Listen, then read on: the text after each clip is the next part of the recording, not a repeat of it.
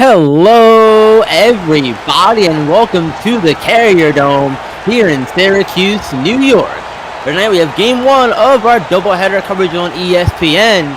As the number 1 team, the Kentucky Wildcats, coming to town to face the Syracuse Orange. I'm B-Ron, and joining me tonight is Yells.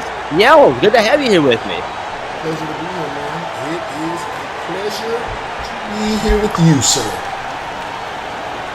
It is a pleasure. Good to have you here on the call with me, man. This is going to be a really, really interesting game. In a lot of ways, I feel like Kentucky entering 8-0. Haven't lost a game yet so far this season. Their last win was against the UConn on the road, 92-89. They had to come back to win that game on November 5th.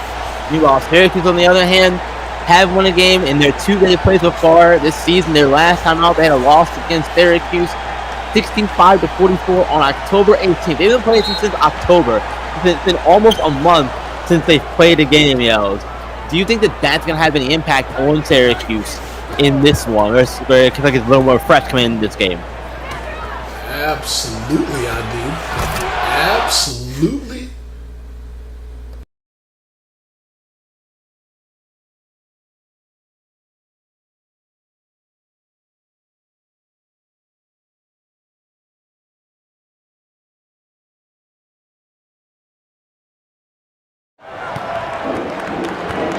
I definitely do. Sorry about that, already, but we're back. Not sure what happened there, B-Ron. You could have. Not sure what happened there at all. But Wild on the first basket of the game there, but it doesn't matter. Syracuse able to find points of their own right there as well. But I think that Kentucky is a team that really could run away with this one early, and there's Glory Tate scoring there, getting the and-one opportunity as well. I'll tell you this. Yells, your thoughts on Kentucky's start so far in the season, and if they have a chance to go 9-0 tonight with the win. Well, let me first go back to the first question that you asked me, and that was before whatever just happened. But Syracuse, that layoff, I think being in game rhythm, I think that does matter a lot. So I think that could be a deterrence here tonight. That could be, that could weigh out of their favor. On the other side, though, you got Kentucky here they're tough, man. But what I will say is, I'll just go ahead and give a thought on my analysis. The Syracuse team is very, very long. Lots of length here. You see Abdul Rahman, 6'5". John Hudgens, listed at 7 feet. You got 7'1" out there. You got 6'10", a lot of height. I think defensively that can create some challenges. But for me, the loss of De'Aaron Cruz, that's the big deal. Yes. Loss of De'Aaron Cruz, he was out indefinitely with an injury, and the loss of De'Aaron Cruz also on Kentucky's side brings in the freshman Trey Truss to start line for the first time this season. What do you think of that, Yells? The dude can shoot. I mean, he can put the rock in the hole. He's a shooter. I think that's what's been missing in their lineup at times. So I think it's a really good move to get him in that lineup.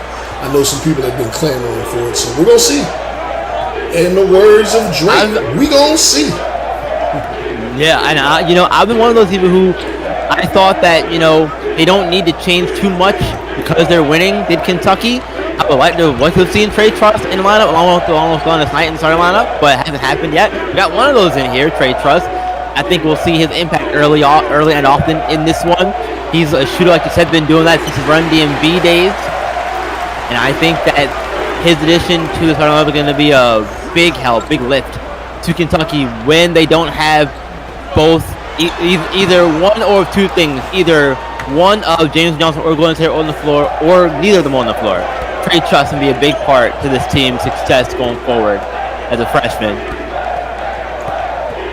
One of the other things on the other side, I'm looking forward to seeing Rebel Troy having to step in, a sophomore stepping in, big time shot there.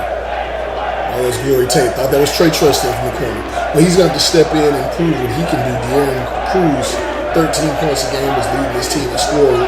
Rebel Troy off the bench. Just 2 games, 7 points though. He can shoot. He can score, he can pass. This is his big chance. Yeah, big chance and a big spot too, going up against the #1 team in the nation as well. They don't come much bigger than this, Yellows. They don't come much bigger than this. Welcome to the starting lineup, I guess. I have a question. I'm gonna ask you, B-Ron. I've never asked in all of my time, and since I'm calling, I don't know who messed around and allowed me on the ESPN broadcast. But yeah, here in front of the world, I'm gonna ask, why are the Syracuse? Why are they just the orange? What? Why? What does that mean? They're not the oranges. Just the orange. Just the orange, yeah.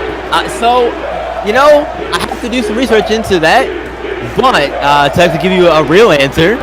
But you know, their mascot is a giant orange, so thus orange. Nah, I'm not buying it. They will be called the Oranges. They're just the Syracuse Orange. I need answers. You know what else, though? That's fair. And it looks like right now Syracuse needs some answers for Glory Tate. He's going crazy early on this one. Absolutely going crazy early here in this one for Kentucky, as expected of a guy of his caliber, though, to be fair. Currently 7 points, leading the way for Kentucky, which isn't a surprise really between him and Jameson Johnson. And one of the things also that impressed me about the Syracuse start is that they lost their legendary head coach John Calipari and over to Arkansas. They're doing really good this season, but Mark Pope has come in and he hasn't missed a beat at all. No, he's done a good job. He's had a lot of talent to work with. Right, let's not forget it. You got Jameson Johnson, Glory Tate, but you still got to coach those kids. You got to get them to buy in. You got to get them to listen. They got to be on board with what you're doing. So kudos to him, what he's been able to accomplish so far. But the season's not over. Job's not done yet. Job's done. Job's not done yet. Still plenty of time left exactly for the season, as these continue to get rolling here through this first half of this one. The moves here and the pull-up free throw line jumper from Davidson Johnson. I don't know if I've ever seen a big man with the kind of touch that he has, coupled with the size that he has at this age. It's crazy to me, to be honest. Muto on the steal up to Davidson Johnson, one-handed flush.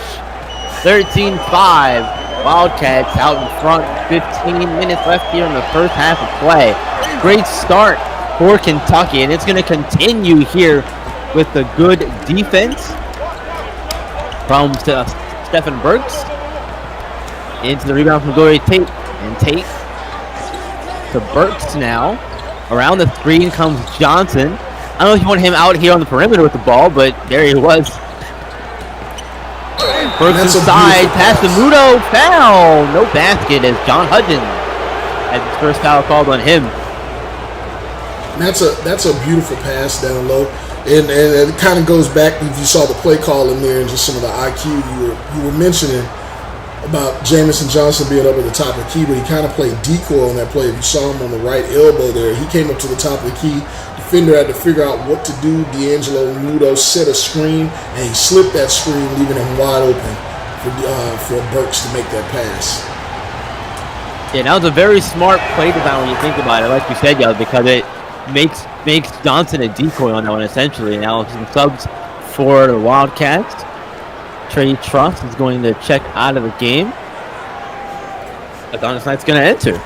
Swapping one star freshman for another one. Adonis Knight and Trey Truss, both kids came from SimWorld Prep. Adonis Knight exploded last season. The Breakers really put them in position to earn that Kentucky scholarship and take the offer in the process as well. Now pass inside, and there, 2 points for the Syracuse Orange. They look to cut their way back into this one early. The senior, Jamarcus Bratton, getting a dunk on the fast break from John Hutchinson. You know I'm a big John Hutchins fan. And there he is again. And there he is again. I've been a fan of his game since SimWorld Prep days. one of those guys who, him and VJ George Jr. both, I was big fans of. George was one who bounced around prep a little bit. Hudgens is really good. He played for Run DMV back in those days. So it's pleasure to follow their careers as they continue on. Put it at the colleges now here in SimWorld U. And, you know, we get to see a lot of talent. And there is another inside score. That one from Trenton Pressmill. Seniors going to work. That's the name right. There's a three rattling in. Seniors are going to work. It's senior night. Senior night's a little early. 100%. They are playing well, and they're going to need those seniors here in this game. Excellent defense allows Purnell to score again. I'm not sure what's going on with this Kentucky defense. They're falling asleep and missing all of the cutters back door right now. Missing that wide open three-pointer a little bit deeper in the range department than what you usually see. You see it on this night. Defense here, Glory Tate. Kick out for three. That one does not go. As the Cunningham, the board gives it to Burks. Burks wraparound move to the rack floater alert. Good. It's a beautiful move. Yo, the floater is one of the prettiest shots in basketball. Change my mind. Yeah, I don't know how to make that As argument. Young will take. But yeah, let's go ahead and get out. I'm sorry. Yeah, no, you're good. Let's take a quick break, folks. I'm right back.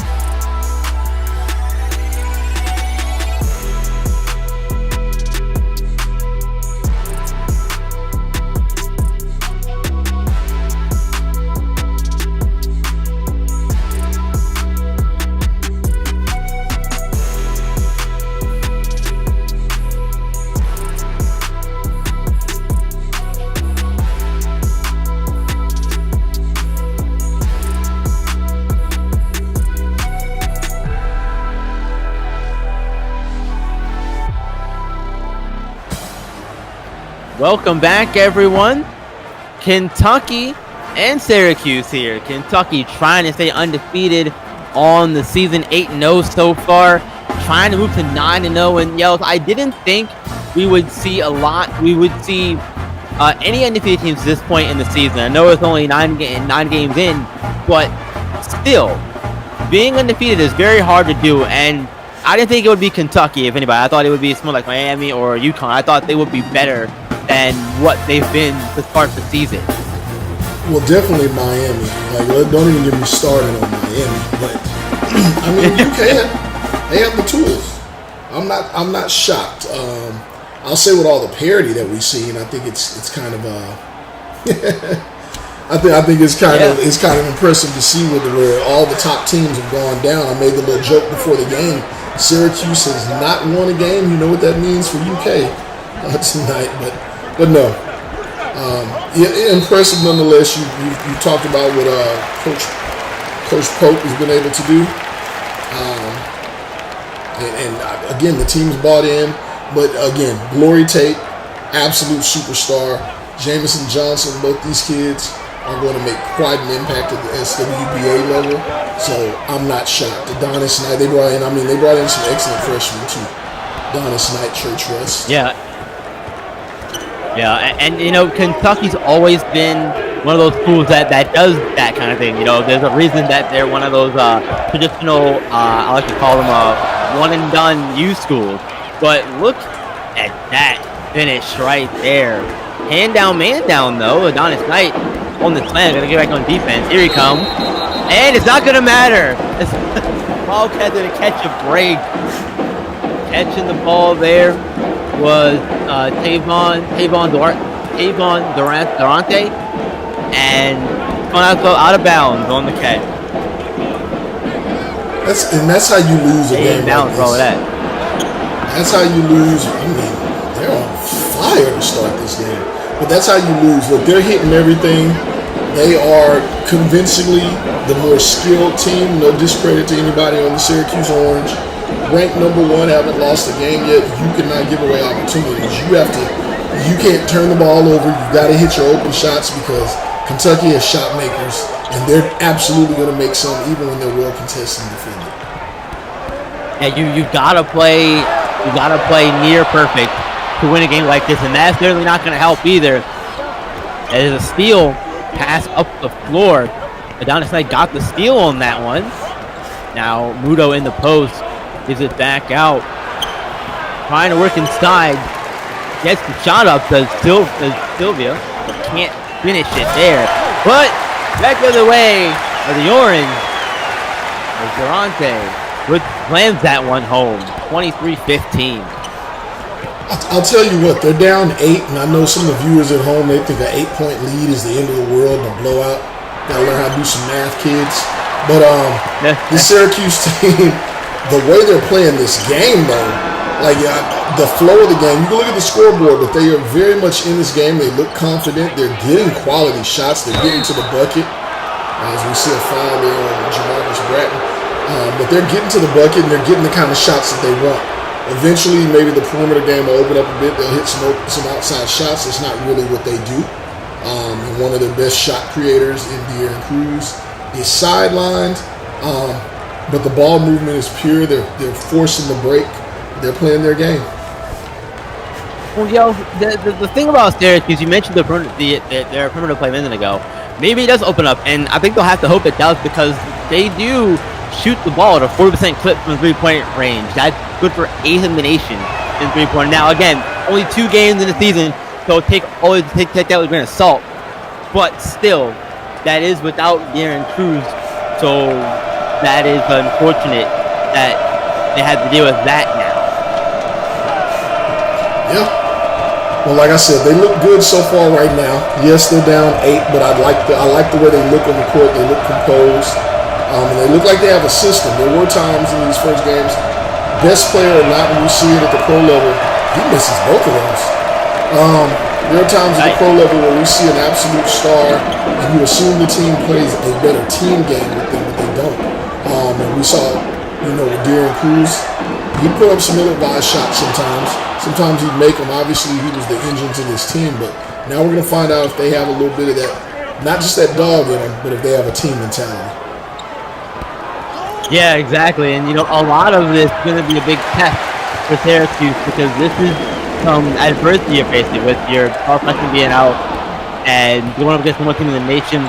This is not a good spot for Syracuse. But if they can even compete in this one, I feel like they'll be happy with the result, even if it is a loss. A deep 3-pointer from Trey Truss. And that's how he earned that starting spot. I mean, he's been knocking it down this season. I'm probably get my stats here. Maybe you have that one there. But yeah, I think he's shooting close to 50% from deep. He's second on the team in threes right there along with Glory Tate. So good insertion of him in the starting lineup here for the freshman. And he was doing all that off the bench too. Yeah, right, exactly. And the thing about Glory Tate and Trey Truss is that right now they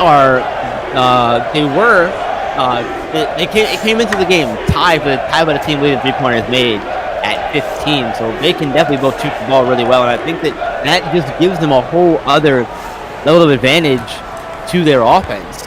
When you have 2 guys on the floor that can shoot threes, there's another one from Truss. That one does not go. But when you've got kids like that on the floor in your offense, that opens up the paint for a guy like Davidson Johnson or even D'Angelo Muto who can have his game. Or Adonis Knight to slash inside. A myriad of weapons for this Kentucky team. I mean, it's an abundance of riches where some other guys are trying to figure out who their go-to guy is.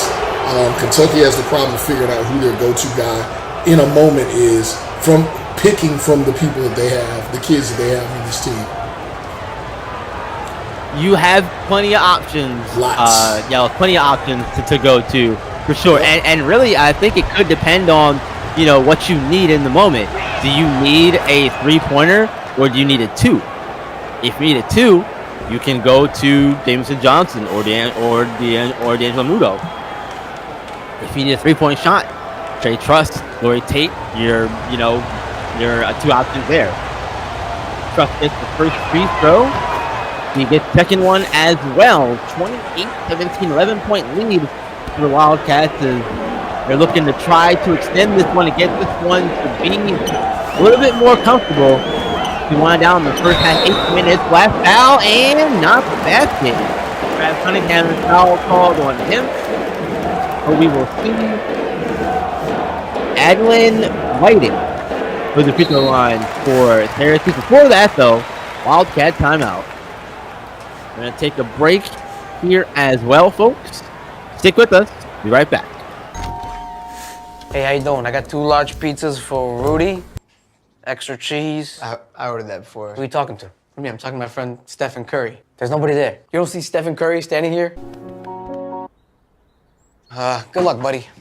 Man, people are weird these days, huh? Oh, Steph Curry, Steph, helping me out, turning me into the best.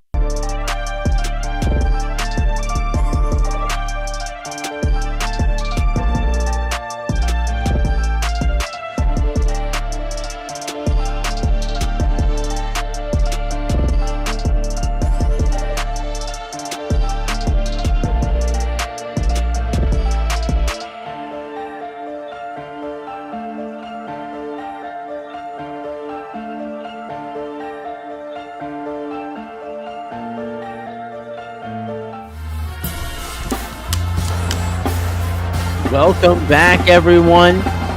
Syracuse still trailing in this one. That's some free throws when we come out of our timeout break here. But this has been a good game so far for Kentucky. And really, I don't think Syracuse can be too upset about how they played so far in this one. But speaking of being upset, we'd be really upset here at SimWorld if you did not engage with the content here that we have for you. It's all free of charge here.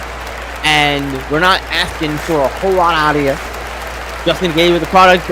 It's a great product, one of the best ones out there. The only one that's really doing this at this higher level.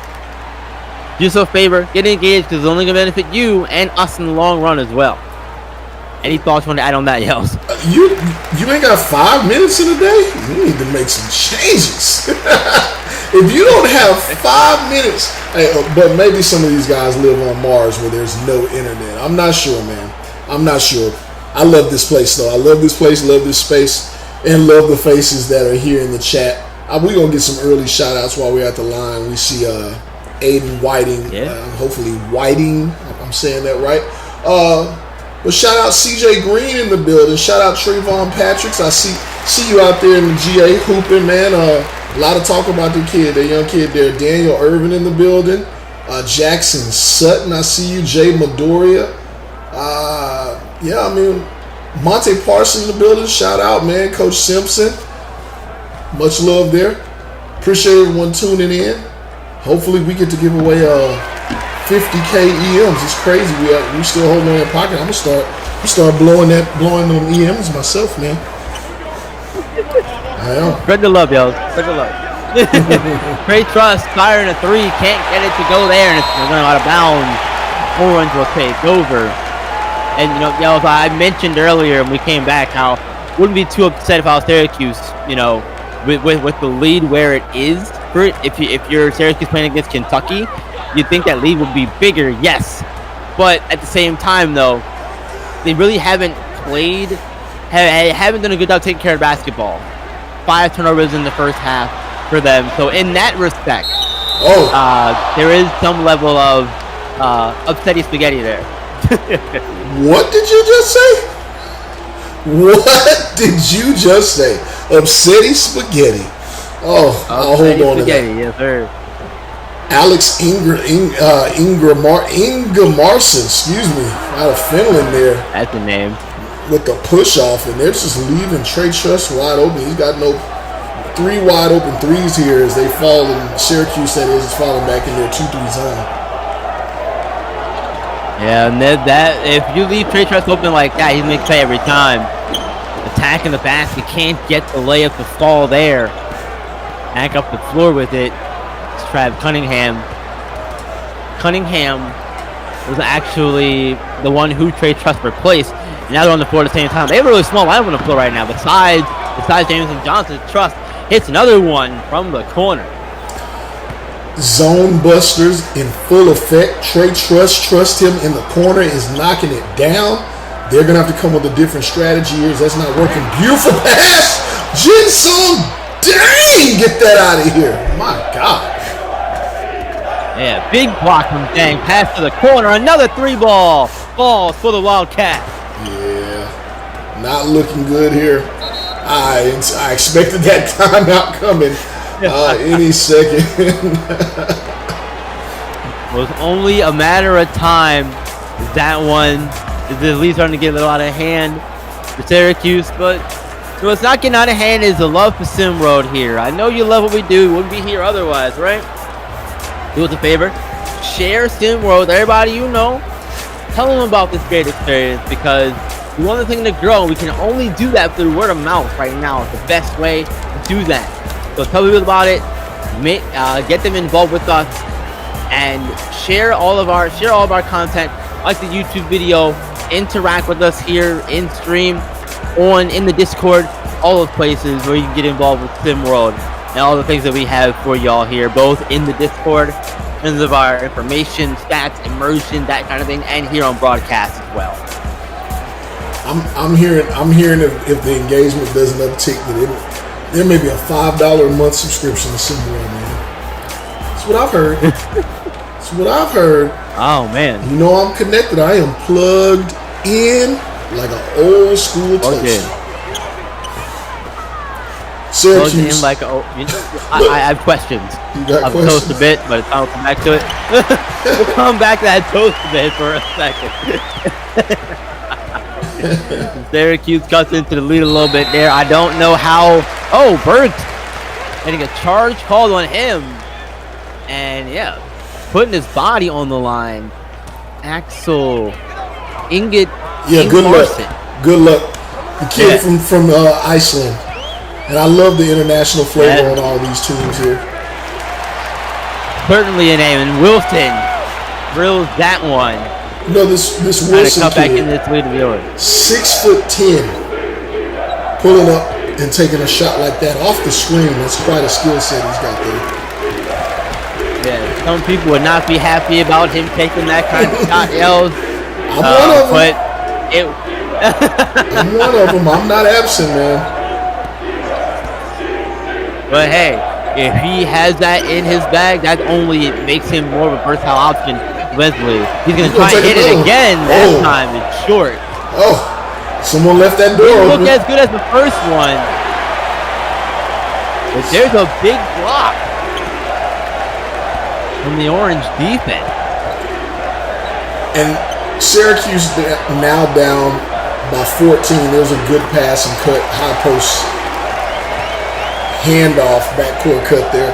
Syracuse, though, now it's back to 13, but that's how quickly this UK team, this Kentucky Wildcat team can get up on you. It seemed like a game just a moment ago, but now not so much. Yeah, definitely looking like it is not a fun time. Syracuse, Kentucky having a great time, though. 5 minutes left. We're going to take a quick break, though, folks. Come right back.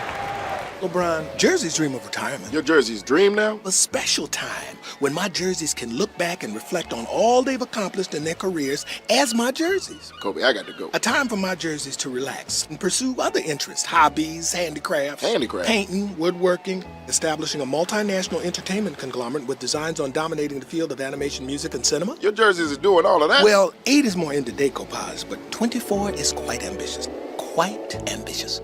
I guess I'm walking to Milwaukee.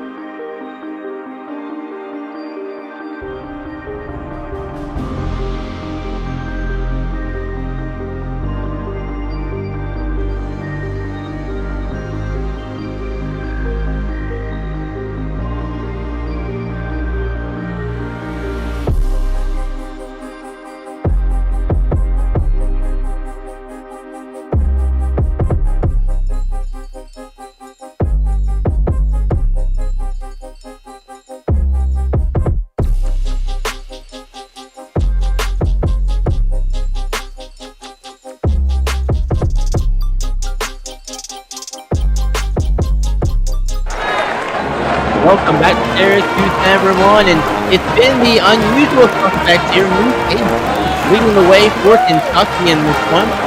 Trey Truss leading the score in 11 points, 3 of 5 from deep, 3 of 5 from deep. All the shots have been from three-point range, as a matter of fact. Trey Truss with 11, Sean Brooks with 8, Roy Taylor 7.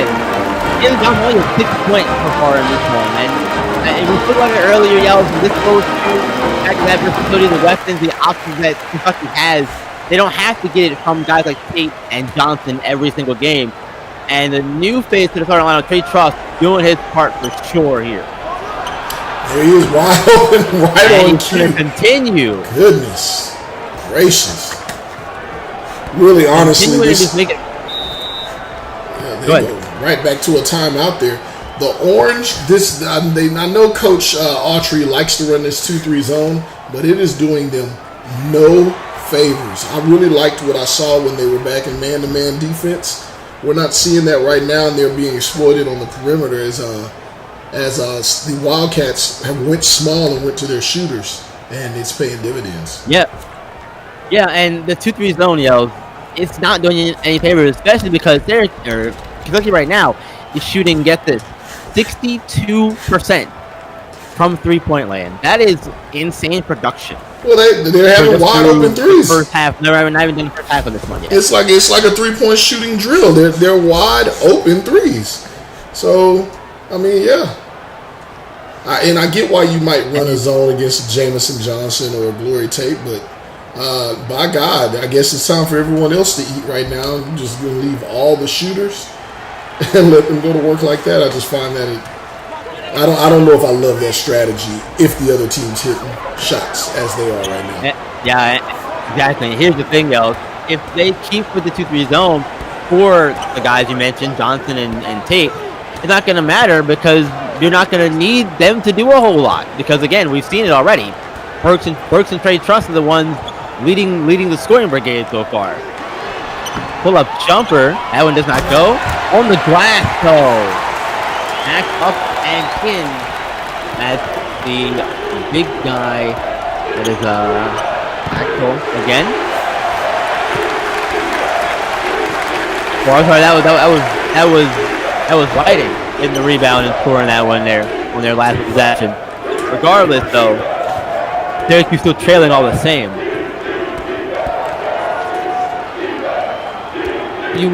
We see them going back to. Well, they go back to that man, but it doesn't really matter. Trey Truss knocked down another one. That's what happens once you get a kid rolling like that. I mean, he's on one now. I don't know, what is that? His third or fourth 3 of the night already? I think that's number 4. That's his 5th one, I believe. If we're counting correctly, that's his 5th 3 of the game. I'll have to go check the numbers here. And he's already has a confidence boost moving into that starting lineup. Like, you got to know that. Yeah. He's just coming off of an excellent game just last night. the night before. That's a good pass. Rib pass inside to Jameson Johnson. He's going to get a free throw opportunity here. Make it 3 points. Go fashion away. And get them to 46 as we get some subs for the Orange. And that's just a beautiful play between two teammates that know each other very well and they know how skilled they are. Glory Tate knows if he runs any type of screen action that someone's going to have to go over or he's going to draw a double team and a lot of coverage. Jameson Johnson knows, hey, I'm big, I'm strong, I have touch, let me roll to the basket, and I'm confident that Glory will find me. And sure enough, he did. Now, unfortunately, Jameson Johnson didn't make the free throw, and he's normally a good free throw shooter. 81% coming into the game. So that's a rare miss from him from the free throw line. To bring the ball up the court was Johnson. He passed it in, gave it to Dang, who can't score there. Dang, another one of those SimWorld Prep players. Played for SimWorld Asia Pacific in SimWorld Prep. A lot of SimWorld Prep kids here. I would imagine that's going to continue as that league just continues, that whole circuit continues to grow. There's a lot of high-level talent coming out of the SimWorld Prep. So, yeah, not shocked at all. You know, there's a lot of talent down in SimWorld Prep. We're going to see more of it this season coming up, or next season, rather, coming up to SimWorld U with a lot of the kids that are making their way in their final season down in SimWorld Prep. Right now, Rebel Troy at the line for the Orange. Troy from Danbury, Connecticut, listed here at 6'2", 283 pounds. A sophomore on this Orange squad and entering the game shooting 75% from the free throw line. Again, these are all with just 2 games played with Syracuse, so these numbers are a little bit inflated or deflated depending on how you look at them. What a cool name. Rebel Troy. Sounds like yeah, right. Like a combination of things from back, in the times of 300. Yeah, great name, 100%. Troy does get the second free throw to rattle home, as they're still in that 2-3 zone at Syracuse. And once again, a three-pointer makes them pay. It's now a 20-point Kentucky lead. I thought they switched back to man-man for Besson or so, but they went back to their 3 zone. Didn't work. It hasn't worked out. And there's a three-pointer there from Syracuse. That one, Azad Abdul-Rahman. He also played for SimWorld, the now defunct SimWorld Middle East. Do you see how easy this Kentucky team is making their buckets look? Like it's almost as if they've just gotten stronger and stronger over the course of the season. Their last matchup that just kind of came down the wire. Yes, they had to make a comeback, but you never felt like the game was out of control. You're watching this one here. I mean, they are playing their game where it just you watch some of the pro teams. I'm trying to think of a team that comes to mind. It's like no matter if they're up 20 or they're down 20, you just never feel like it's out of reach, and it's just because they have control of their play style and their shot making. And Kentucky's looking pro level with that here tonight. Yeah, they're looking like they cannot be something no matter what they do. As Troy has the shot clock down to 5 seconds, game clock under a minute left here in the first half. Driving inside and scoring over both Davidson Johnson and D'Angelo Muto is DeMarcus Brett. It's a good strong move there. Strong finish from Bratton. Now Adonis Knight starting to step back and fire a jumper, decided not to. That one rejected. What a block right there of Mark Bratton. And that'll get a team going. This crowd's a little deflated here, but that can get a team going when you see one of your smaller players on the team just hustling to get back into that play. And I guess he's not Yeah, all that that was a small. great- He's 6'8". He looks a little shorter than that. Yeah, right? Yells, look, when you have people like Wembanyama who exist at the height that he is, I think even 6'8" looks a little small, you know? There's a movie from It back in the day. does. Anybody watching? Wemby looks like Slender Man. It's more than just a man. Go look it up. Where he looks like Absolutely. There's a movie called Pumpkinhead where just go do the research on him. He's not normal. That kind of height is not normal. That's another block there from Bratton. Yeah, we're in the half with that block from Marcus Bratton, but Kentucky has a lot to take into the locker room and be happy about as they lead by a wide margin heading into halftime. Yells. Yeah, look, Trey Truss 17 points, I believe, 5 of 8 from deep. Glory Tate not even yet rolling at 9 points. Jamison Johnson 8 points, he's not yet rolling. You know if they need to step up, they are. You're looking at a 17-point deficit, no De'Aaron Cruz to get you out of this hole. You're shooting 45% while giving up just 50%, but you're giving up 67% from deep. Not going to cut it. Syracuse moving the ball. They're doing a lot of good things, but defensively, the zone is just killing them. They're gonna have to play a slower pace game to find their way back in this one. Yeah, it has not been good for that zone to be in for Syracuse. We'll see if there's any changes and what changes are made for both sides in the second half. Coming at you, Kentucky out in front. Here with the folks. We'll be right back. Second half.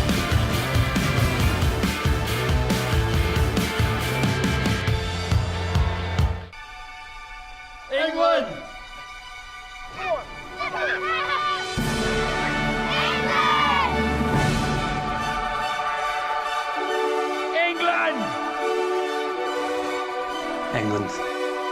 Without a doubt.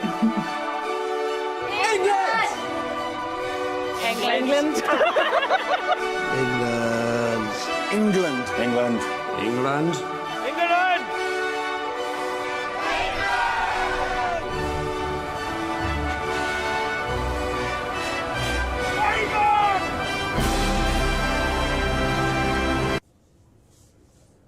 Scotland. France. Wales. Definitely Wales. Scotland.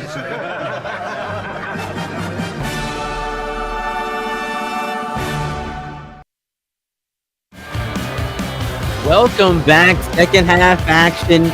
Getting ready to get underway here. And you spoke about it in the halftime break, yo. Trey Truss, the newcomer to the starting lineup, he is paying dividends. 17 points, 5 of 8 from the field. All of his shots have come from three-point range. I think that's how comfortable he is taking those shots, number one, but also number two, that Syracuse to continue to give him those kinds of looks. And in the second half, that's going to have to change, y'all, is my opinion. But Jamison Johnson not willing to change up too much for Kentucky. They continue to score. In the second half, scoring started for them. Well, see, that's the problem. I think that's the problem that most teams face when they go up against a Kentucky, right? That's one of the reasons that they're undefeated so far this season. Do you want to take away Jamison Johnson? You're going to sit 2 men on him, double team him, get the ball out of his hands. What's going to happen? The ball's going to go out to a Trey Truss, Adonis Knight, or Glory Tate, and the shot's going to go up, and likely it's going to go in. Do you want to take away Glory Tate, who can get his from anywhere on the court? He can post you up. He can hit the open shot. He can drive. He can play make. Do you want to force him to be a passer?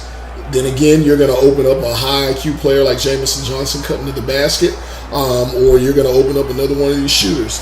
Outside of that, look, do you want to close out on any of these shooters to say, hey, I'm just going to face guard you. I'm going to give you no room to operate when you have the ball or when you do not with or without the ball, and I'm just going to let I'm going to let Glory Tate or Jamison Johnson, two of the top 5 players in all of SimWorld U, go to work on a one-on-one matchup. And we haven't even started talking about Adonis Knight yet, who has seemingly been able to get whatever shot he wants, along with other big playmakers on this team that have shown clutch abilities in key moments. So, very tough team to match up against. Very, very tough team. But Syracuse defense, especially their interior defense, doing phenomenal work. John Hudgens gave another block there. Saw that one on that last possession. Kentucky will retain possession, but Hudgens and Bratton have been doing great jobs on the interior and during the latter half of the first half and here to start the second half so far with the blocks on the interior. So I mean, in that respect, look, it was one thing to do that, but still allow those 3-point shots, because if you're gonna do that, deny the inside shots, we'll take threes all day. And there's another huge block from Syracuse's interior. Yeah, Aiden Whiting getting the block with Davidson Johnson. Big time, 2 big blocks on him. Says, hey man, look, I can guard you one-on-one. Granted, they're down 19, but that's a big time block. Yeah, and those are the kind of statement plays, though, I think, that can start to turn things around, and maybe that's the start they needed. Is that 3-pointer fall? That was Rebel Troy who hit that one, I believe. It was. But see, this is where you miss a De'Aaron Cruz. You get some good defensive stops here. It's a beautiful cut. You see what look, I'm gonna break my own thought here. That cut there by Burks off the double team or the trap there.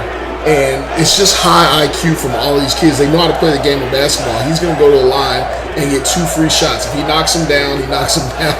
Look, Coach Pope is losing his mind over there. Calm down, man.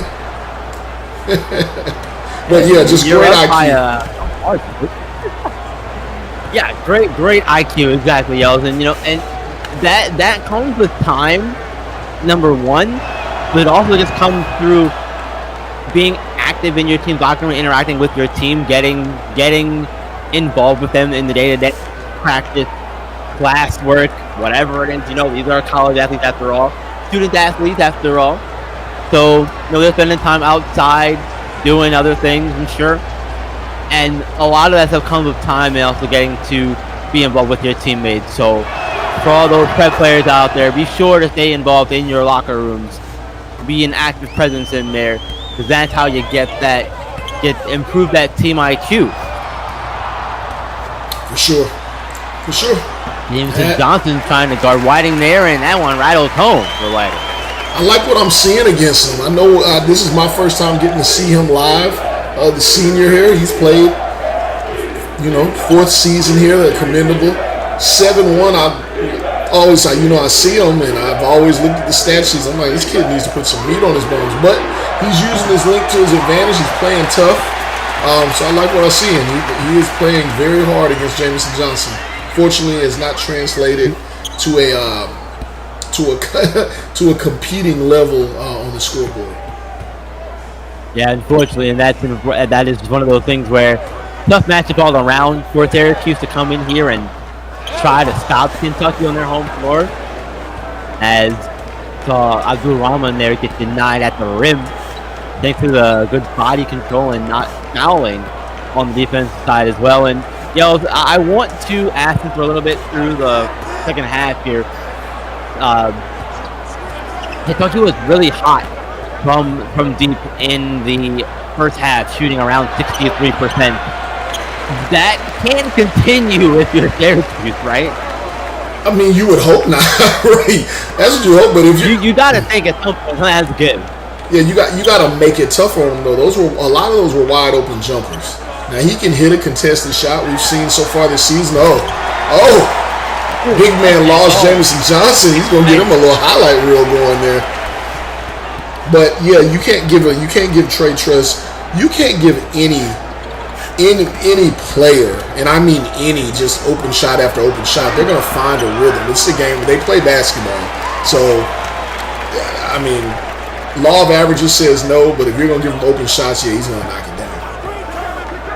Yeah, and don't look now, folks. This 14-point lead, and Burke's gonna quit his second foul of the game, as Whiting is gonna go back to the free throw line. We have seen a lot of him in the second half for the Orange, and he's been a really big part of why this lead is where it is, and why it's come down a lot, let's say. Whiting so far on the game, 2 for 4 from the free throw line. Looking to improve that in 12-point Wildcat lead. I'm sorry, B-Ron, I kept stepping on you there, but Just kind of looking through my notes here. Only a couple games, but he's number 3 in all of SimWorld U in blocks. So no shock what he's doing so far here. But the heart that he's playing with on both ends and what he's able to get done offensively so far in this one, it's impressive.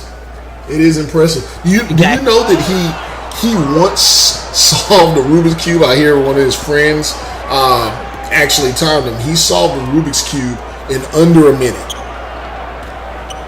That is insane, because Rubik's Cubes are frustrating for me. I will so quickly on those, not going to lie to you, yo. That is See those videos of like the champions and there's another block. Is that Whiting again? That is. Yes, it is. This is 3rd or 4th one on the night. Aiden Whiting. It's becoming the Aiden Whiting show if they come back. Yeah, exactly, and that looks to be his 3rd if our numbers are up to date. His 3rd, had 2 prior to that one. It's his 3rd of the game, and he's been really impressive. And Yells, when you don't have a guy like Darren Cruz in the floor, you have to find production from somewhere else, and maybe it comes from Aiden Whiting on both sides of the floor. Now, maybe he's not going to give you Darren Cruz like scoring numbers. But, pitching in and playing tenacious defense is going to help. For sure. It's a 13-point lead with this young man going to the line right now. So they've been able to battle back where it looked like it was going to be a blowout. It all starts on the defensive end. So having a shot blocker, that's very helpful. Trenton Presnell is the name, B-Ron. You were struggling with this earlier. Trenton Presnell, like a pretzel. Presnell. I kept calling him Purnell is what it was earlier. I just kept dropping the S for some reason, but thank you. Yes. Did you say Purnell? Do you know someone named Purnell? I have a cousin with a very similar name, so I guess it came together there. Hopefully the name is not actually Purnell. Never trust anyone named Purnell. Tell you that much. Anyone named Purnell at some point had a Jerry curl. And they can't be trusted. Did they also have the pick in the afro too?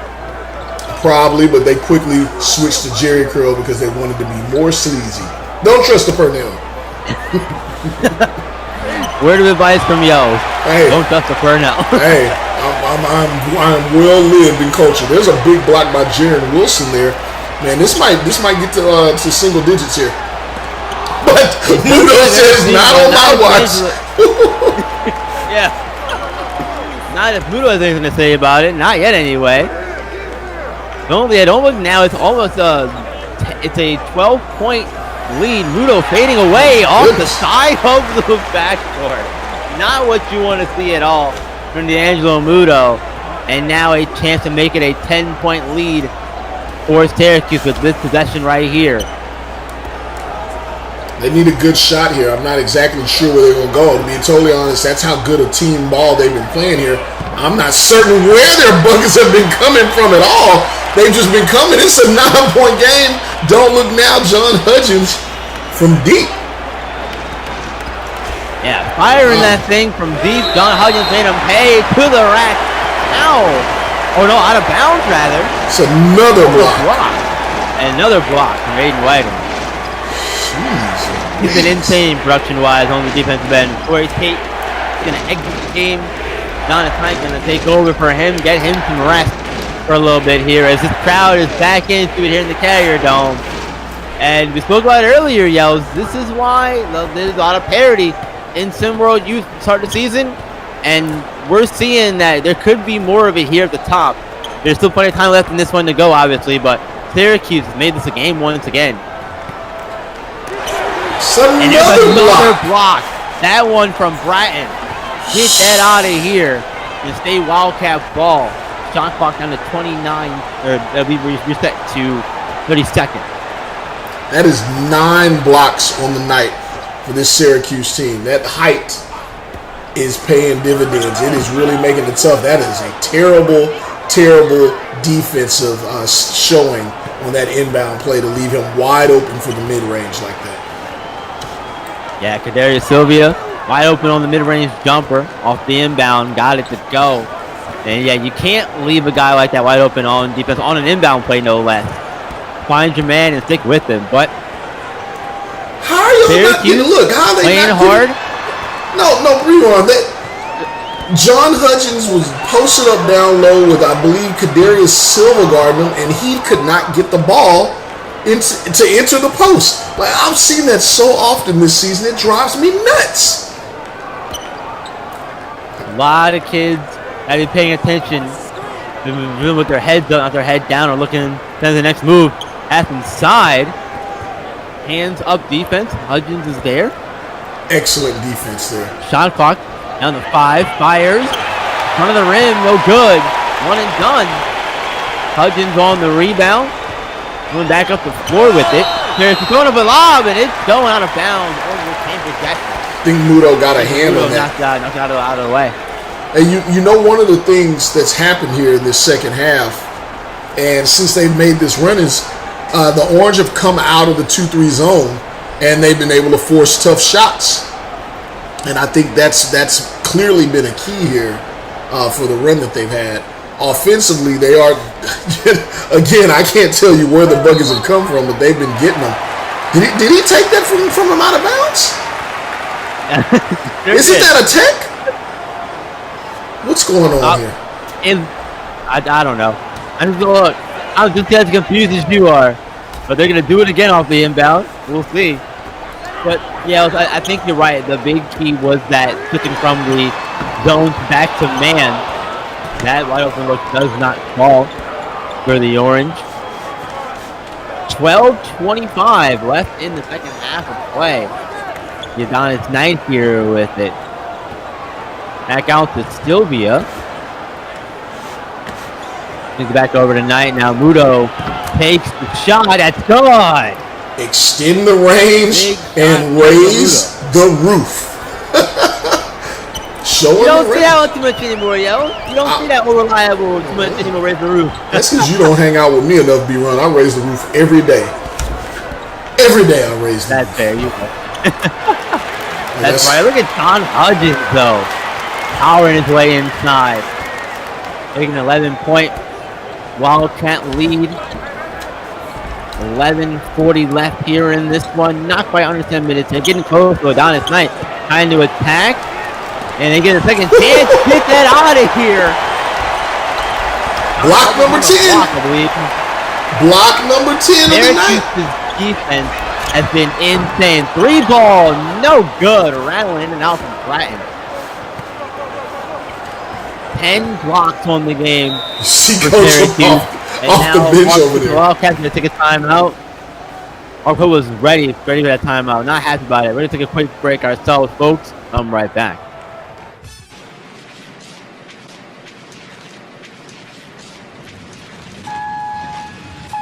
Going up.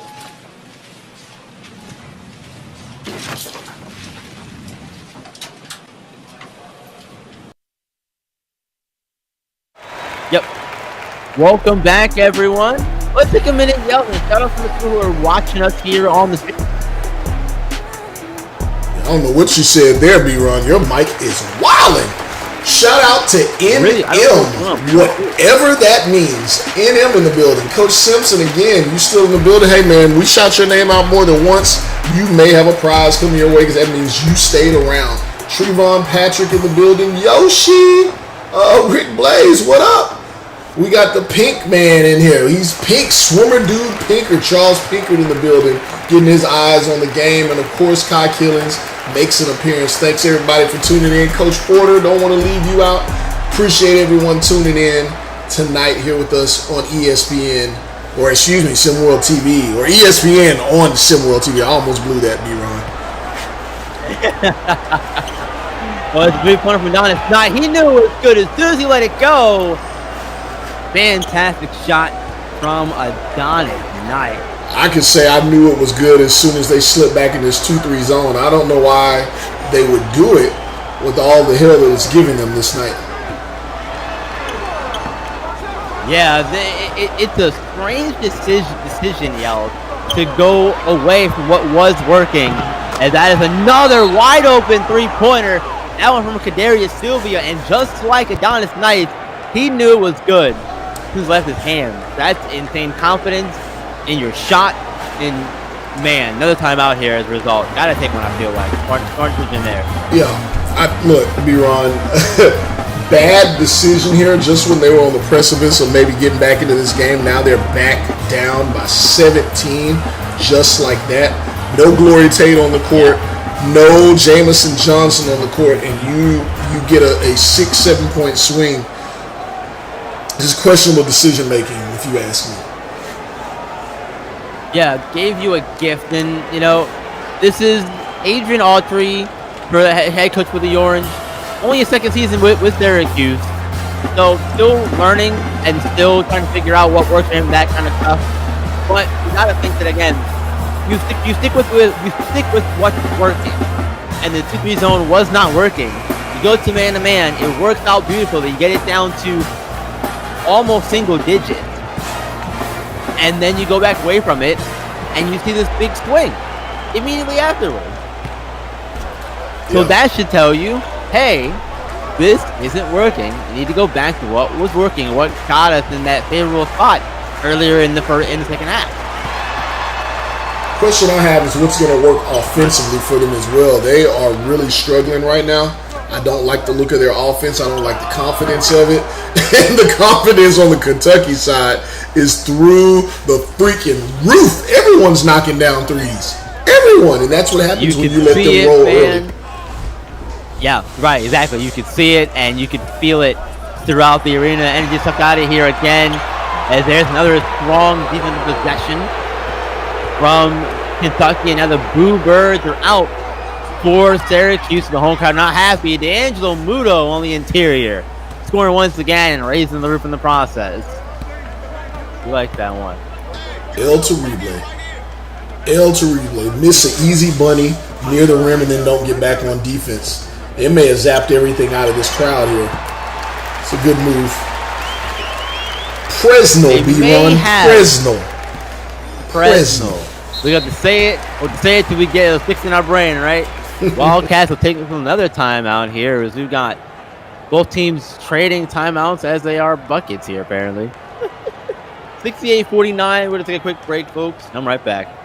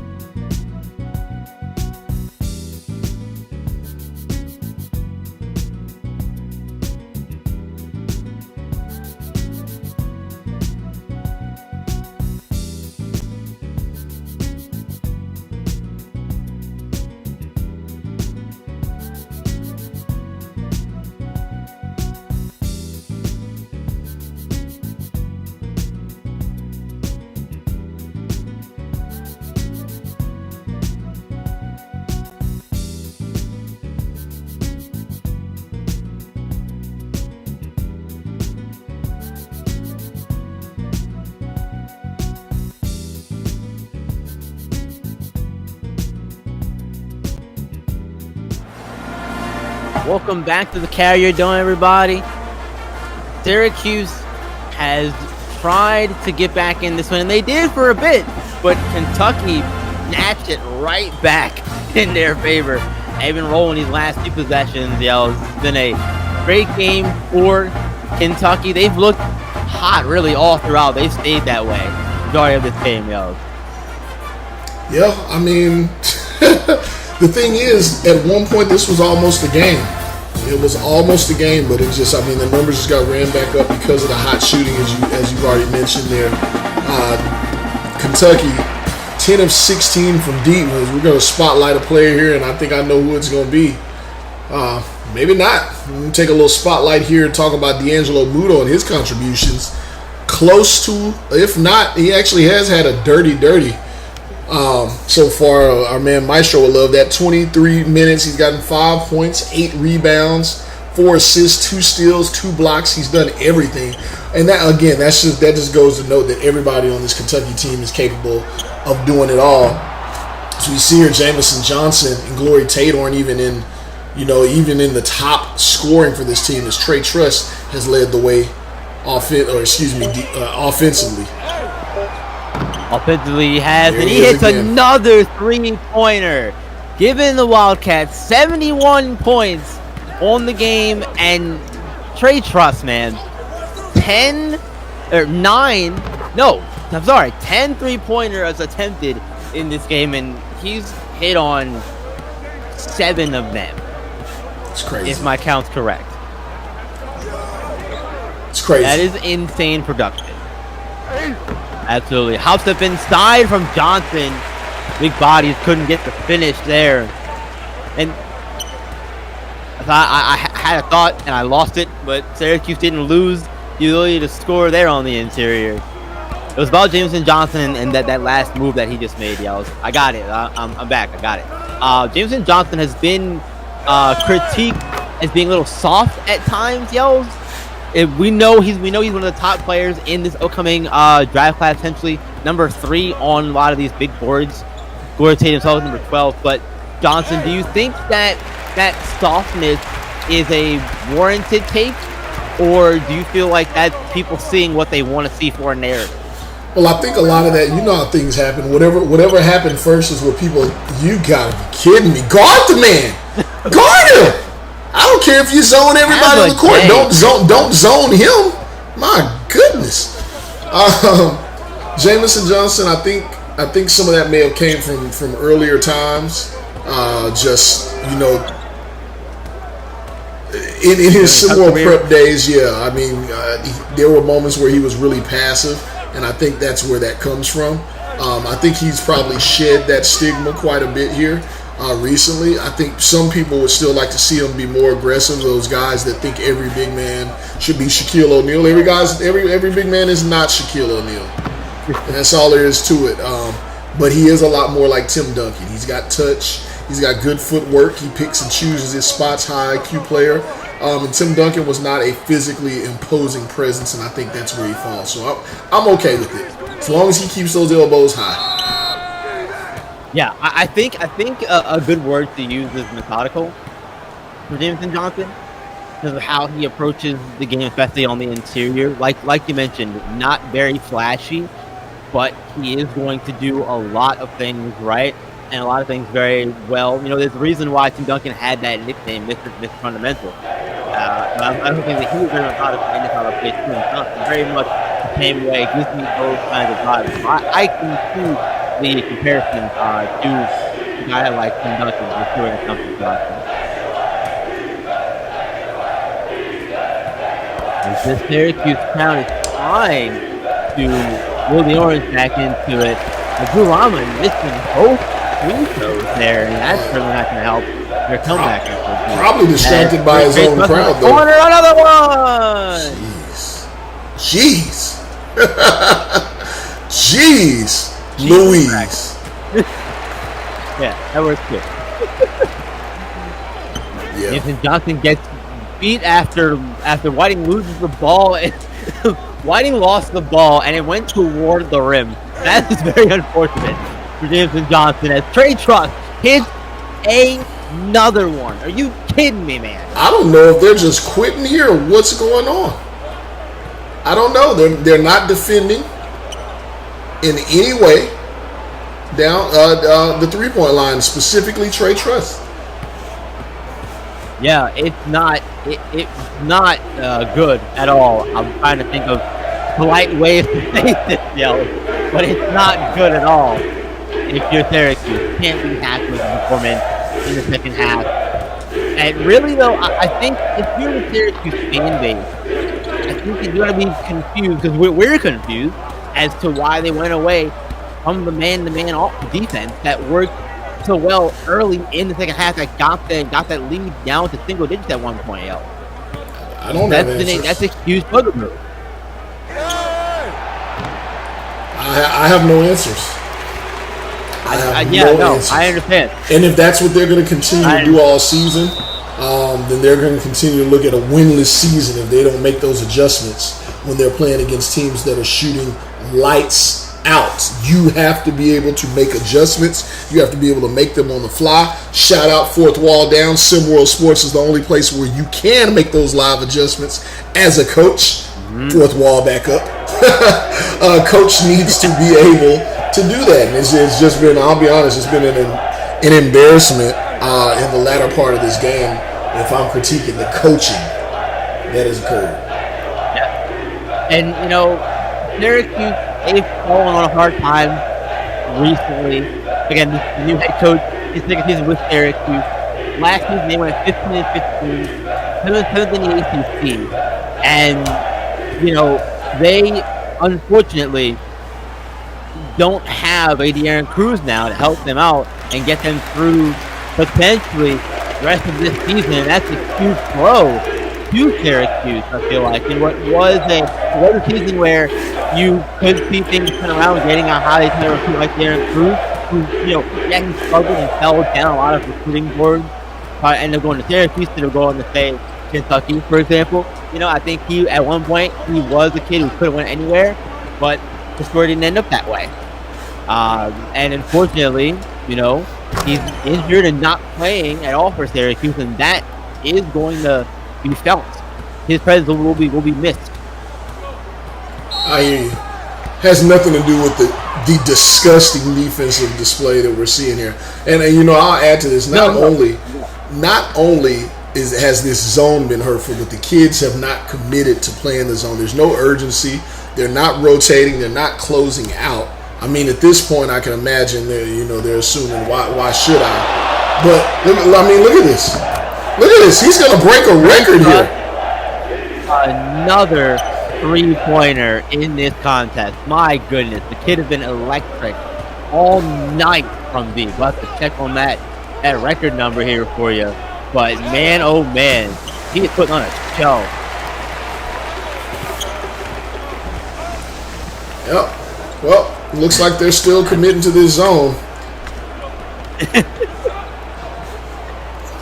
Still committing to it here. Looks like Trey Truss all here on the perimeter. Now attacking, a step out of bounds, a rare miscue for Trey Turner and this Wildcat offense.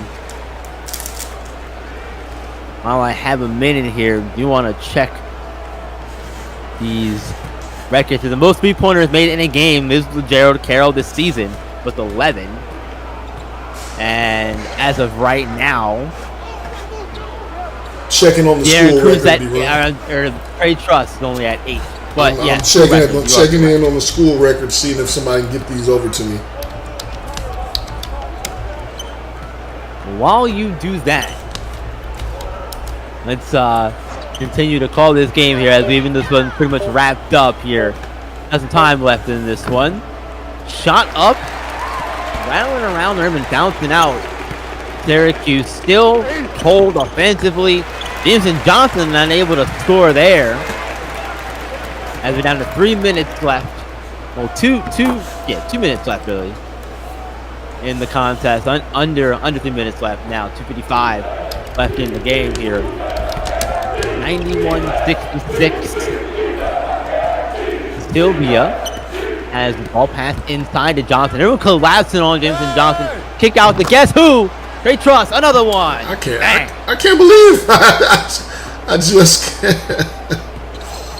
guard him. What are you doing? Man, this has been a marvelous three-point performance from Trey Trust. Yes, the defense has not been good at all on Trey Trust all game, really. That does not take away from the fact that this has been a great three-point performance from him at all in his first game as a starter. As a reminder for everybody, Trey Trust has made his presence How many threes is he at right now, mark in the starting lineup. What was the question? How many threes has he made? 3-pointers. He is at 9. 9. He can tie the great Jody Meeks. Jody Meeks, who holds the current record of hitting 10 threes in a game against Tennessee in 2009. Well, there we go. Hitting him against another team with orange in their color scheme and in their name. So there's that. I would Syracuse can just change their name to the green after this because they've just had given him the absolute green light shooting this. Give it to Trey. In Trey we trust. Give him the ball. Yeah. He's not even on the court anymore, is he? Not currently on the floor, no. Trey Trust not on the floor. I'd expect to see Johnson come out eventually, too, with under a minute left here in this one. But just let it ride out. No more stoppages, please.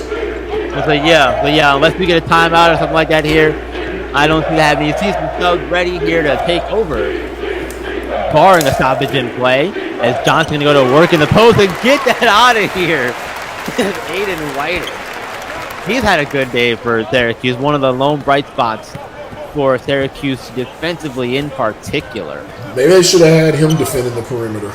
He seems to be the only one that was defending and contesting shots in this zone. Aiden Whiting will have to do his best crisp movement impression and try to guard all 5 players, clearly.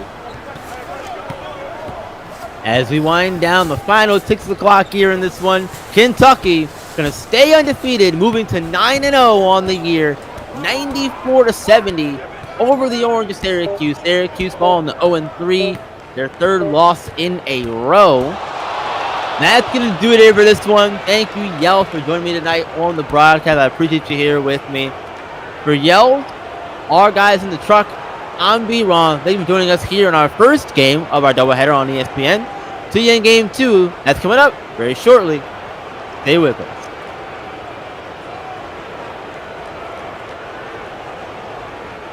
SimWorld, SimWorld, SimWorld, SimWorld, SimWorld, SimWorld, SimWorld, SimWorld, SimWorld, SimWorld, SimWorld, SimWorld, SimWorld, SimWorld. It's a place where average Joe can work on his craft and grow. Say you the new magic, yo. Well, why you ain't passing though? Better get you a basket, bro. Cause this ain't no Madden, no. This is real ball life from prep to pro. Gamar Park, this ain't no fashion show. It's the opportunity for you to be the one to shoot the 3 in the clip. Game on the line. They like, who is he? Must be the 2-3 or 2-4. The 1 twice. Coach saying do more. Scouts like that boy nice. Drive up the price. Push up the stock. Build up your name. Stir up the pot. Piss off the eye. As a player or a coach, here it is, dog. SimWorld. This is your shot. Yo, Yells. SimWorld. You know your boy gotta get some of this, right? SimWorld. Rick Blaze. SimWorld. Ladies love. Let's go. I be on some ballers, trying to get my hands on a scholarship. Pretty young thing already knew my name, said she wanna try out on the scholarship. Hold up, let me PG it. Porn go past, but you know I'm gon' do it. Podcast facts, big Bob on the snacks, and you know I'm in my bag when March can't beat it. Baby, I be trippin' with my foes, tipping, shot out to the ballers. No bull like I'm pippin'. Rick Blaze hit him with the freestyle. SimWorld Hoops, man, them boys wild. SimWorld, SimWorld, SimWorld, SimWorld, SimWorld, SimWorld, SimWorld, SimWorld, SimWorld, SimWorld, SimWorld, SimWorld, SimWorld, SimWorld. And then when their lead expanded, they turned into a highlight machine, except for the problem was there was no film in the camera.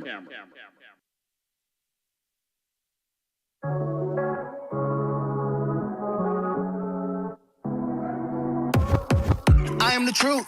It take a giant to fit on my shoes. Switch out the suit. S in my chest when I step out the booth. Flip on the news. Hot off the press, homie, I'm that dude.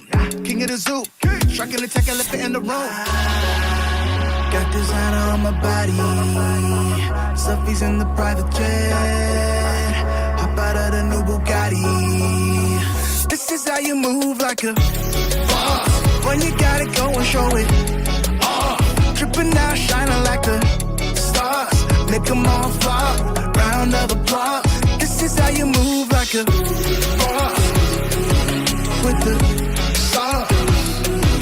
Like a boss. Hey. This is how you move like a boss. Like a boss. Money in the bank. Like I own the bank. And it's a funny thing. Cause money ain't a thing. 24 karat rings. Got me give a thing. But I still got the range. This is how you move like a boss. When you gotta go and show it. Dripping out, shining like the stars. Make them all flop. Round of applause. This is how you move like a boss. With the sauce. Like a boss. Hey. This is how you move like a boss. I got the swag for real. Head to toe dripping in my bag for real. Looking like a happy meal. I'm a snack for real. This is how you move like a boss. When you gotta go and show it off. Dripping out, shining like the stars. Make them all flop. Round of applause. This is how you move like a boss. Go ahead, hit them with the sauce. So get up and take a little pause. Shine like a star. Round of applause. This is how you move like a boss. With the sauce. Like a boss. Hey. This is how you move like a boss.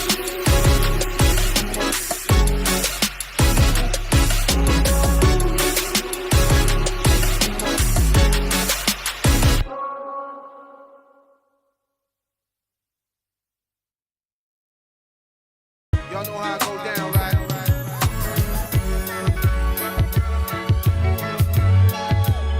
There was one to hold you down. Y'all know.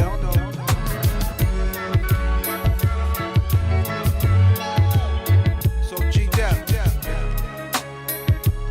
tell me a little something. Should I recall?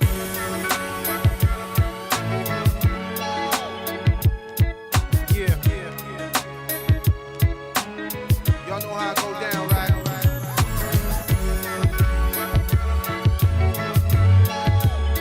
There was one to hold you down. Y'all know.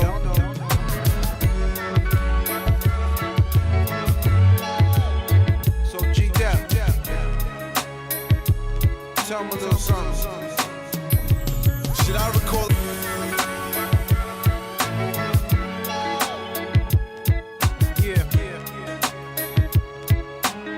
Y'all know how I go down, right?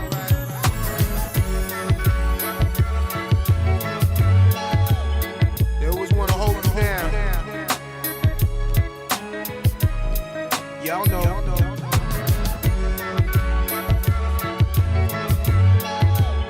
So G-Dep, tell me a little something. Should I recall?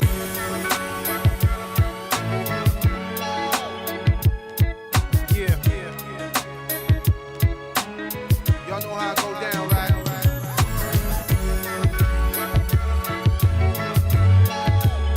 There was one to hold you down.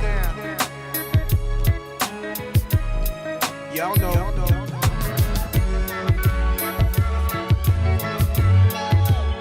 So G-Dep, tell me a little something. Should I recall?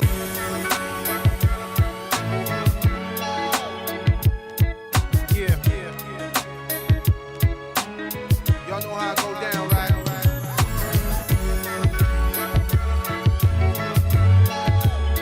There was one to hold you down. Y'all know.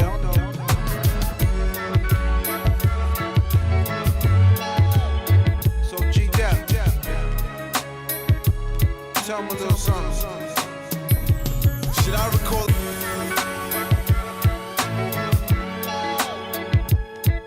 Yeah. Y'all know how I go down, right?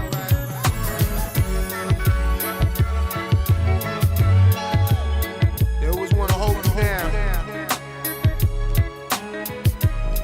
Y'all know.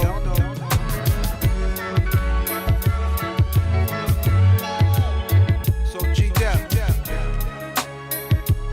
tell me a little something. Should I record?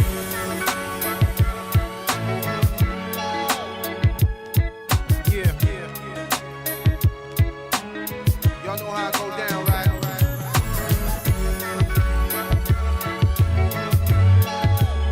They always wanna hold you down. Y'all know.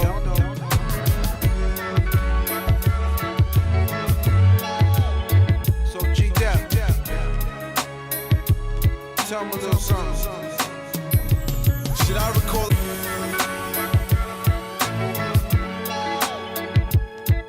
Yeah. Y'all know how I go down, right?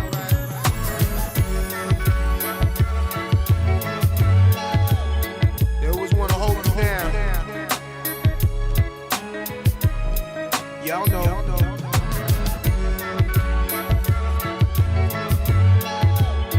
So G-Dep, tell me a little something. Should I record?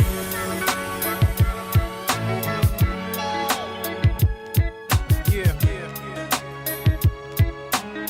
Y'all know how I go down, right?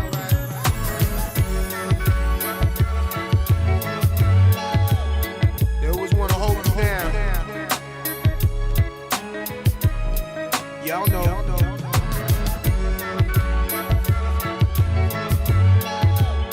So G-Dep, tell me a little something. Should I record?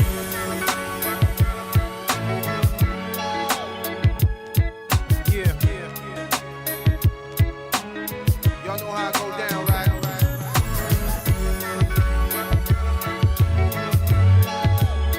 They always wanna hold you down.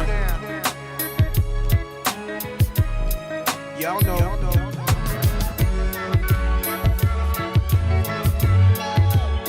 So G-Dep,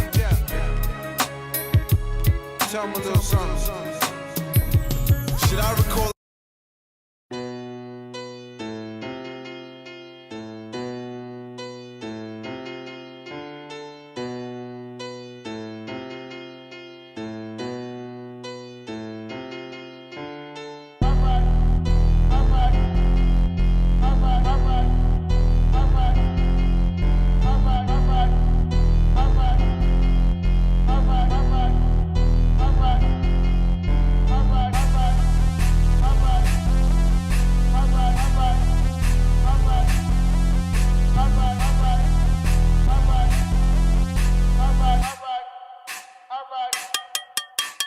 I'm up in the black box Chevy with the drum. I'm up in the black box Chevy with the drum.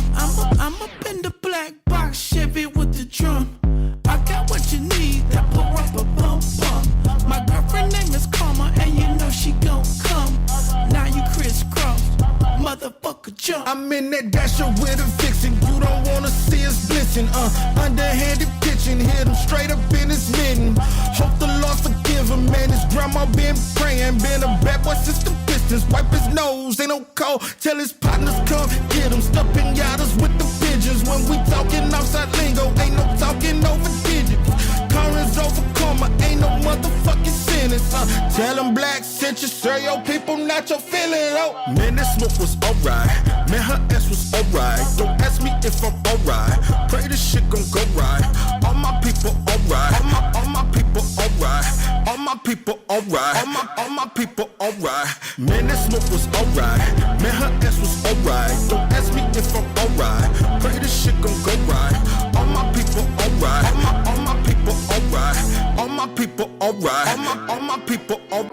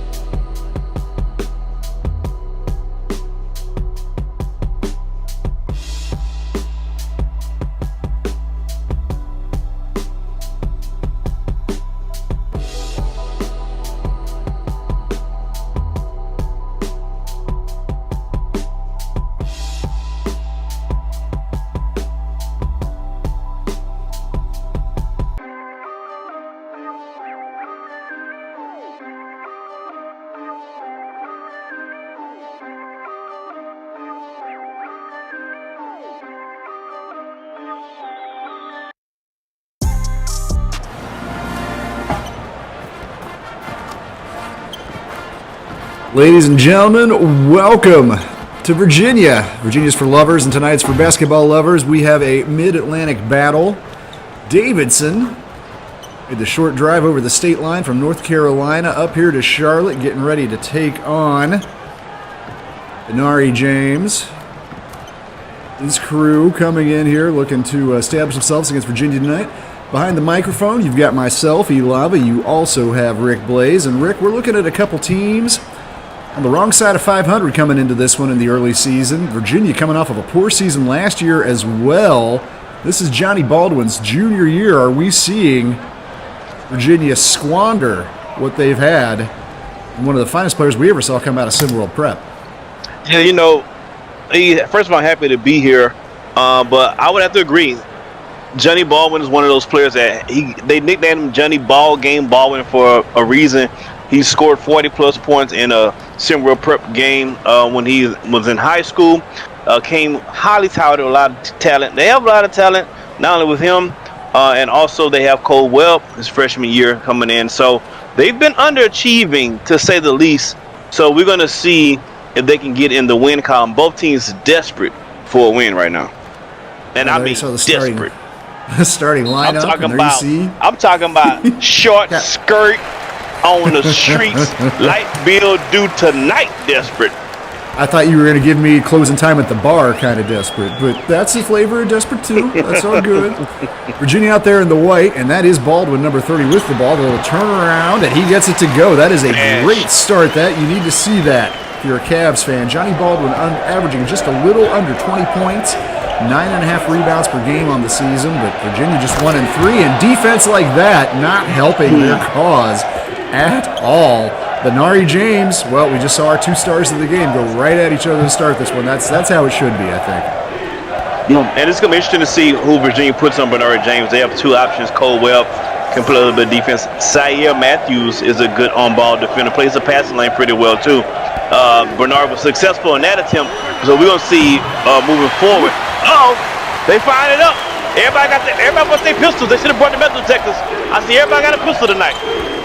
Well, that's Australia's Cole Webb. Takes a step back beyond the 3-point line, drills it. He's shooting 30% from beyond the arc on the year. The defense on this end from Virginia. That's Elliott Terrell, only 6'7", but he is the main post man for the Cavaliers. Allows Baldwin to play more of a forward role. And oh boy, just a highlight there. Instead, it turns out to a highlight for Davidson. The swat by Nick Hugo. Hey, we're going to take a quick break. Don't go anywhere. We're going to return right here to Charlottesville in just a few.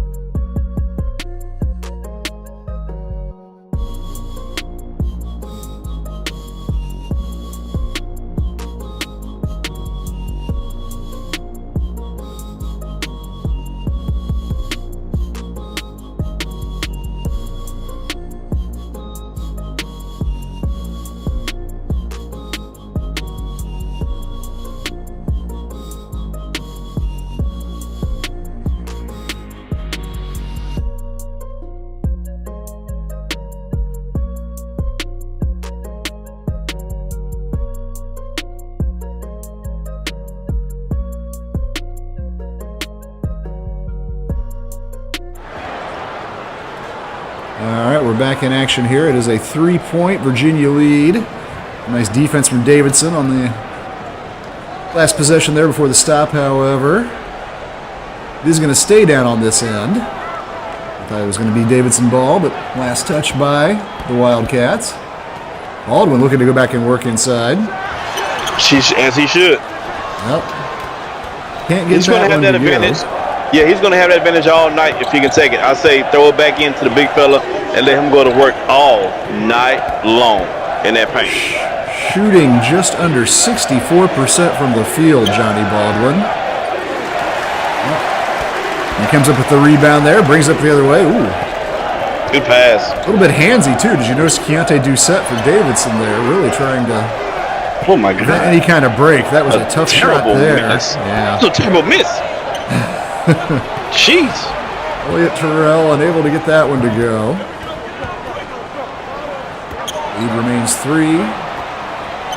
And that is just a 2-point shot on the way, but gets it to go. Benari James. All 4 points so far for Davidson. Yeah.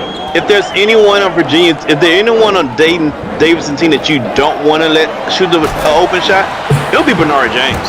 I know it sounds crazy, but he'll be the one that you want to get out on.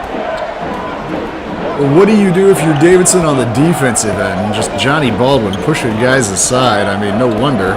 Shooting above 60% when you can get to the rim like that. That looks like he's going to be a problem. A 3 on the way from Benari won't go. That was a heat check. That was a heat check shot right there. I mean, if you're Davidson, you don't have the size really to stop Baldwin. I think you may be cool letting Baldwin get his and just make sure nobody's get theirs. Or you can put a trap and make somebody else other than Baldwin beat you. I think they have the people who can beat them, as in Cole Webb. So that's a gamble you take, but you have to decide on one or the other. We'll get the shot going there. Benari definitely the focus of the Davidson offense, but struggling a little bit early. Meanwhile, Virginia. Ooh, I thought they were maybe going to call a charge there, but Nick Hugo picks up the blocking foul. Stays down here on this end, but well, maybe Virginia getting some calls. Maybe that's just thematically right tonight. They are not doing much wrong early on in this one. It's called home cooking, E. It's called home cooking. Oh. Well, that was Cole Webb going to work inside, but look at that. Baldwin, another rebound. Sets back up, puts it up, can't get it to go, but draws another foul. The first on Benari James, and it's going to send Baldwin to the line. Yeah, that was a great move by Baldwin. Not only did he give his team a second chance opportunity, but he also drew the first foul on Davidson, most important offensive player. Johnny Baldwin to the line, averaging 19.8 per game this season. The frustrating thing for Baldwin, a heralded recruit when he entered the SWU ranks. Junior this year, his team's off to a fairly poor start at 1-3, and last season Virginia really disappointed, just 11-19 on the year. There's a new sheriff in town in Charlottesville, Dmitry Kostov. New coach. First game was their last game, and he's 1-0 personally, so maybe there is a little bit of daylight there for Johnny Baldwin and the Cavs. But some talk about potential dissatisfaction with Baldwin, and if he just goes to the pros after this season or not. Another losing season might encourage him to do that, but he's having a great statistical night here. Gets another rebound, brings it up.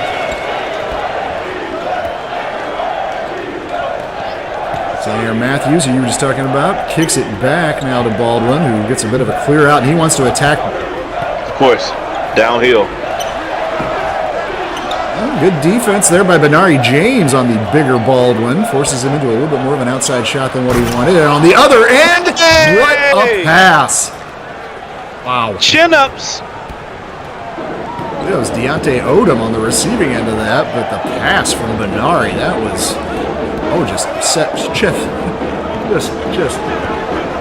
almost has me tongue-tied. Baldwin, great position again, but he misses for the second time in a row.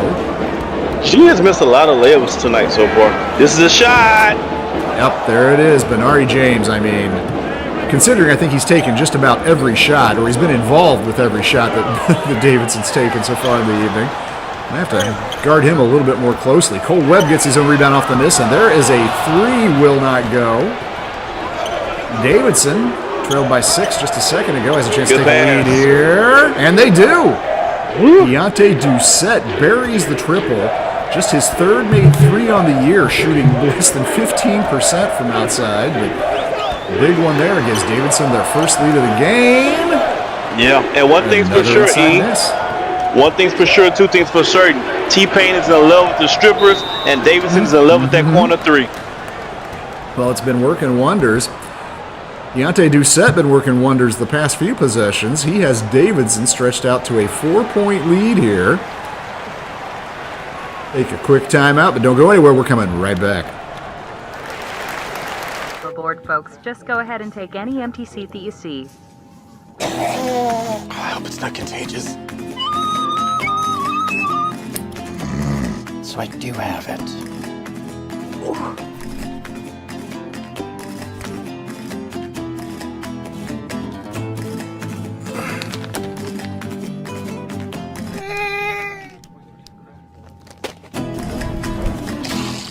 When your mom wakes up, can you tell her about me?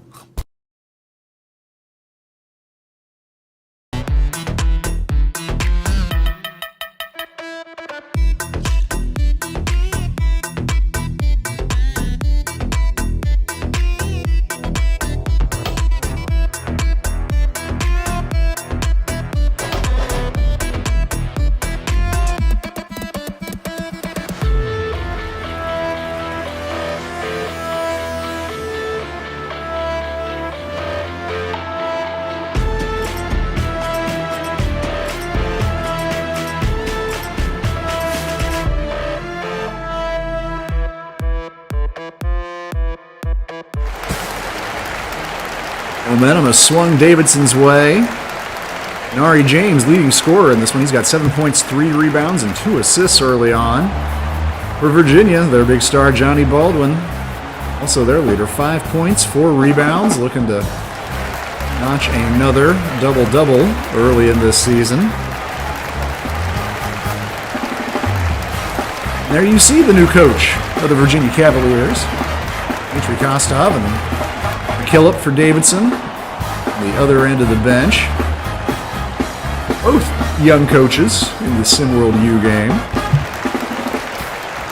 Looking to turn things around with their squads, who've struggled early in this season. Playing a little bit better tonight, both teams, though. Yeah. It's an interesting matchup, too, I think. Oh, go ahead, Rick. Take it. I especially like what Davidson has done. I love Davidson. They're shooting really good. They were penetrating the zone and getting the shots they want. I like what Virginia's doing, going into the paint with Johnny Baldwin often. So we're going to see which team can continue to impose their will against the other team's defense. It's Quentin Rye getting the bucket there for Virginia, 6'6" forward. 3 on the way again for Davidson, and they have piling it in from outside, and I gotta say, Keontae Doucette talking up Bernari James there coming out of the break, but Doucette, 11 points a game, but he's only shot 26% on the season. That's a player that Coach McKillop and Davidson really need to see coming along, and he's doing so tonight. Nice drive here, and the little flip up and in. Yeah, that's a nice floating. It's Atlas Birch, 6'1" guard out of Delaware. Mari James still out there. He has the ball right now. Gives it up. Corner 3 on the way. And again, splash time. I'm in love with the corner.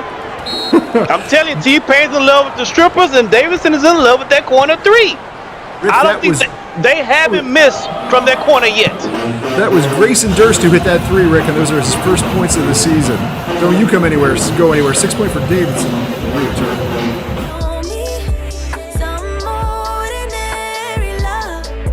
So kiss me in the night, tell me that you're mine. Don't need much to believe, doesn't have to be holy, holy. When it's ordinary love, ordinary love,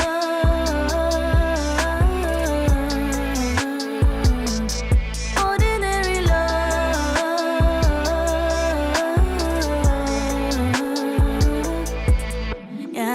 Wanna fix, wanna heal where it's hurting.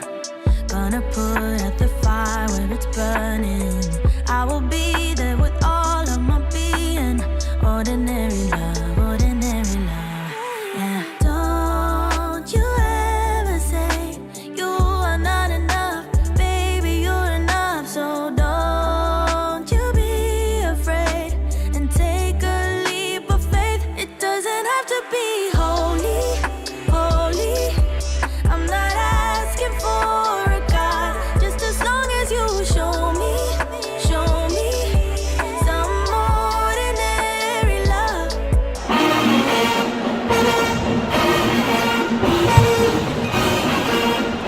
We are back. 6-point advantage for the road team, Davidson. It started out all Benari James taking all the shots basically, but we've seen Keontae Doucette and the last corner three. That was the first shot made, first point scored all year long for Grayson Durst. Played less than 2 minutes per contest. Coming off the bench now. Grayson Durst, no relation to Fred Durst, former lead Yeah, I was going to say the same thing. No relation to Fred Durst at all. Just for clarity, but yes, that corner has been magic for Davidson. If I'm Virginia, I'm just shifting my whole defense, my whole 2-3 zone to the corner. Can we just shade to that corner right now and see if they can make a shot from somewhere else besides that corner specifically?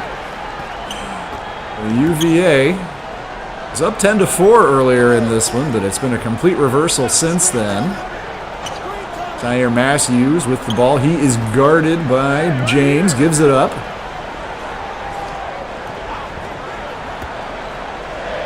Kicks it back out. Shot clock down to 5. A little bit of a stagnant possession without Baldwin out there. Oh, the other interior big man gets it, but once again, he's now 0 for 4. Rough night shooting so far for Elliott Terrell. It turns into 2 more. Yeah, and you know, Virginia's going to have the advantage on the offensive glass as they have had all night.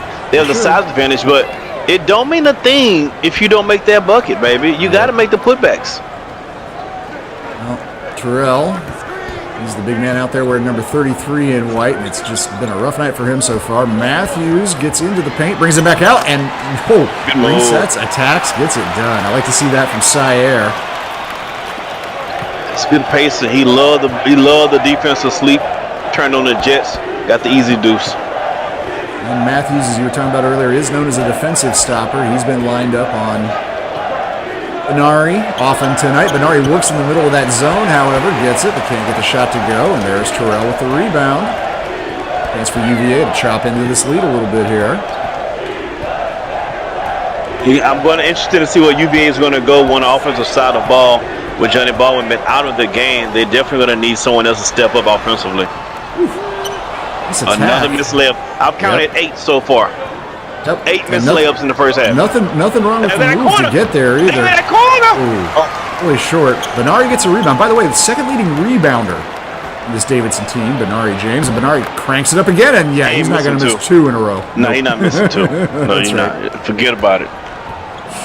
Benari James. Well, he hadn't been great from deep this year. Had only made 3, shooting just 20% from long range. Already got a couple here in this one. More importantly, he's got Davidson out to a 9-point lead as we're approaching halfway through the first half. Virginia got to get some offense going, yeah, for sure. Well, where do you go with Johnny Baldwin on the bench? I don't know. Where is Cole Webb? Out bucket there from McLean Sturdivant. You can be successful by having Baldwin and Webb out at the same time. You might have to stagger their minutes. I would like to think Cole Webb is their secondary option and their first option when Baldwin is now on the court, but he's not on the court either. It's Doucette and James in the backcourt for Davidson, and a reach-in foul, and that's called on Birch of Virginia. Some subs coming back in the game now. And Ari getting a little breather himself. He earned it. He had to go put that wrist in the ice pack. It's flaming hot right now. Well, that 3 won't go. Terrell snags the rebound. A nice dish, nice drive, nice bucket.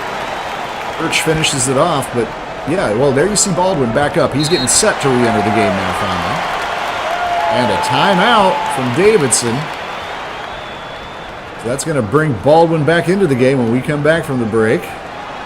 In just a minute when we return to SimWorld TV. Delivery. Give me a shot if anybody comes in. You got it.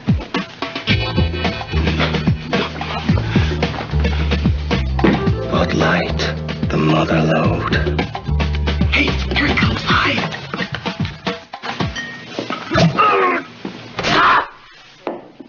Did you hear something? For the great taste that won't fill you up and never lets you down. Bartender, 20 Bud Lights. Oh no! Make it a Bud Light.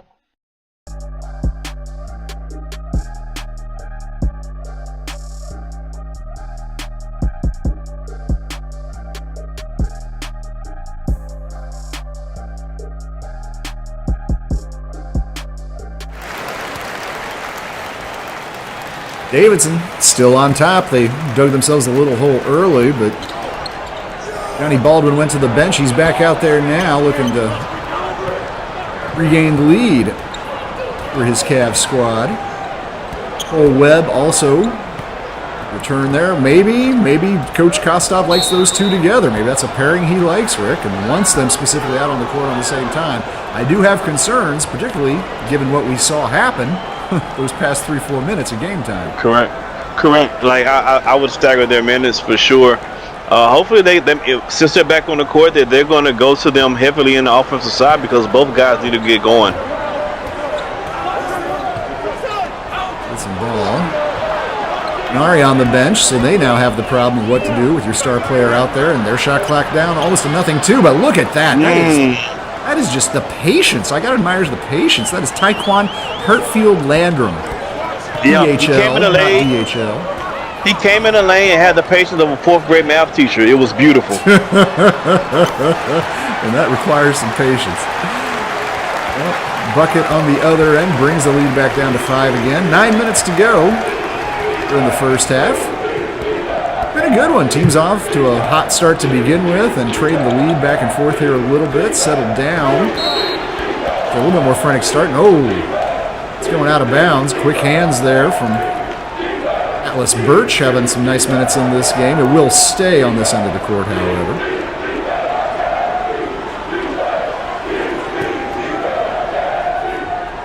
These teams are only about 4 hours apart, 4 hours driving distance anyway, but not necessarily traditional rivals, Davidson and Virginia.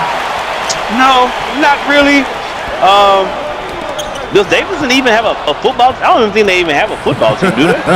I am not sure about that, but seeing I never recall seeing a box score, I'm going to say maybe not. Yeah. So, you gotta get 2 teams of football and basketball to be called a rivalry because Virginia has both. So they're not traditional rivalries, but like I said, not that far apart either, which means both teams are represented very well in the stadium tonight. Well, ironically, even though Virginia considered to be the bigger name brand school, Davidson had the much better year last year, finishing 23-10, second in conference, in the American Conference. Oh, look at that finish. Wow. Beautiful little body control there to finish that off. That was clean tournament, I believe. Look at argue. Ian says it's not much of an argument. Davidson had the better recruiting class coming in, freshman class coming in too. So Davidson, basketball-wise, has definitely been put on the map. They've been put on the map ever since Steph Curry walked in the door and put him on the map. They've been kind of on the map since then, and it shows by their freshman class. I think it's a better freshman class overall than what Virginia has brought in.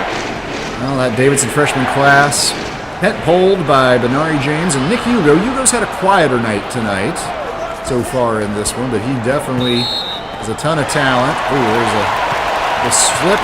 Hartfield Landrum took it out of bounds there, but for Virginia, only one freshman coming in this class. Cole Webb, a talented player, no doubt. Yes.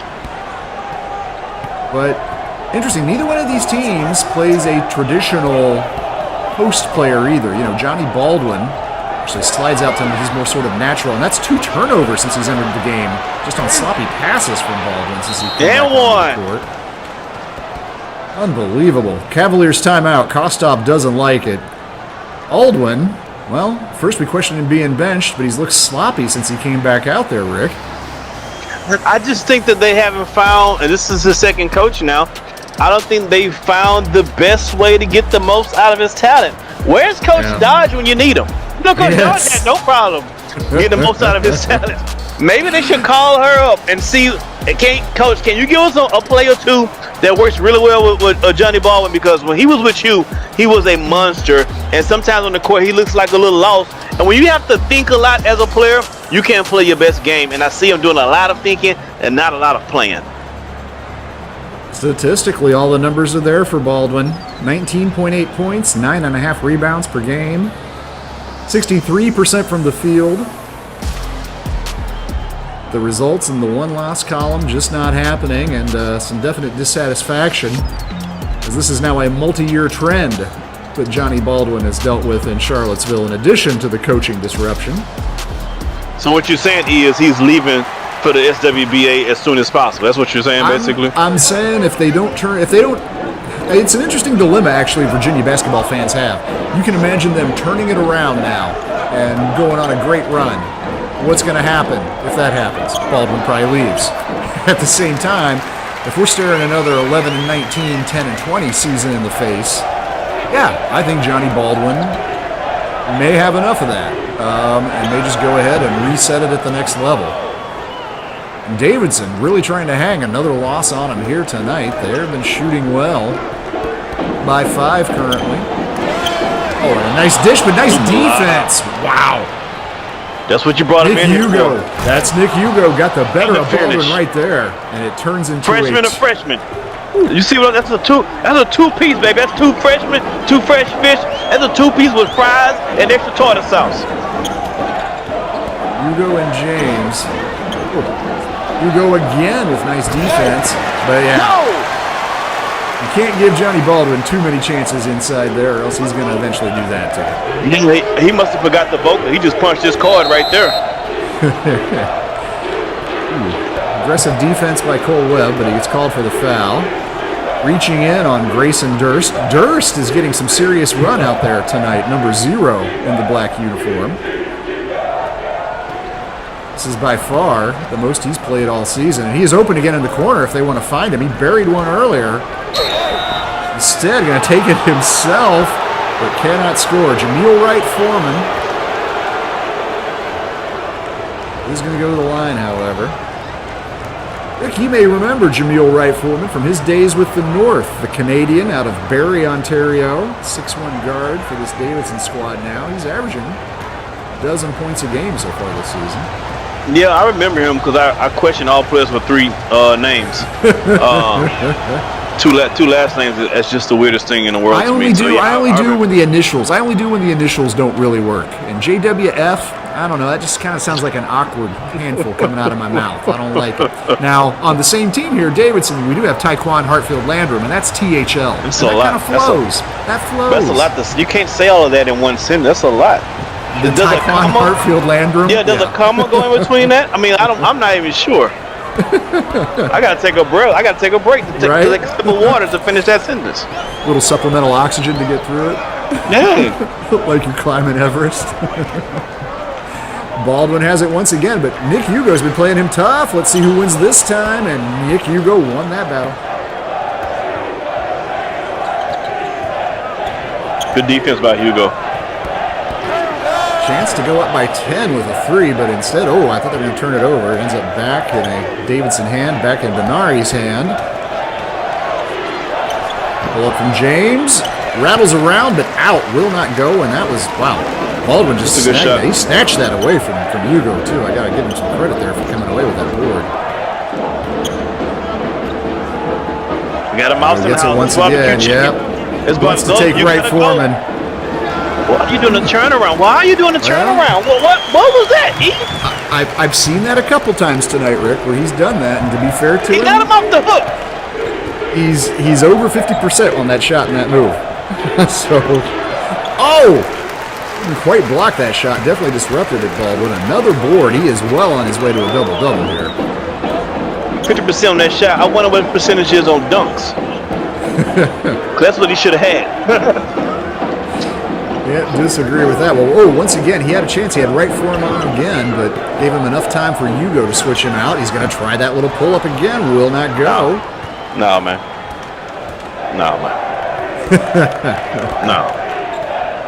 That ain't it.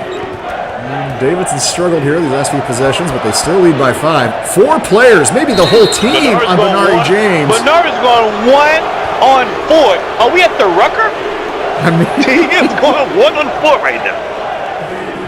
Oh, and Johnny Baldwin can't believe he was called for the foul. Johnny Baldwin can't believe he gets to go 1-on-4. He was like, I wish I could go 1-on-4 against on my team, coach. Coach, can I try 1-on-4 and see how that works out? Benari James, just a freshman, just playing his 4th game for this Davidson squad, but already some people making claims that he is the clear-cut second best player in Wildcat history all time.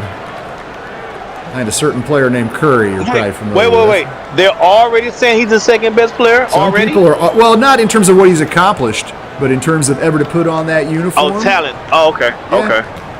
You know what? I'm gonna check the previous rosters for Davidson. I'm gonna see if I can like that. confirm that. I like it when we dive deeper. I like that. Yeah, we'll come in the second half. We'll rank our top 5 talented Davidson players all time. Love it. And we'll see nice what Benari James. Nice play from Cole Webb.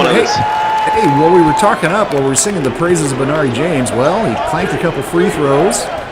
Cole Webb gets a bucket on the other end, and suddenly we're back to a 1-possession game. Davidson, just a minute ago, was threatening to extend this to 10. It's good to see Cole Webb to get the ball in the basket. He needed that. And there you see Cole Webb. He also drew that foul right there. He drew it on Nick Hugo. Possession going the other way. UVA can cut this to 1. They'll tie it up with a bucket. This trip down the court.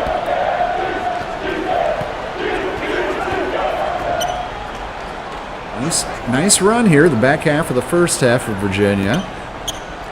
And Webb gets it into Baldwin, smaller defender on him, tries to go up. Can't quite get it to go down. That was Trey Stookie Kong. There's another.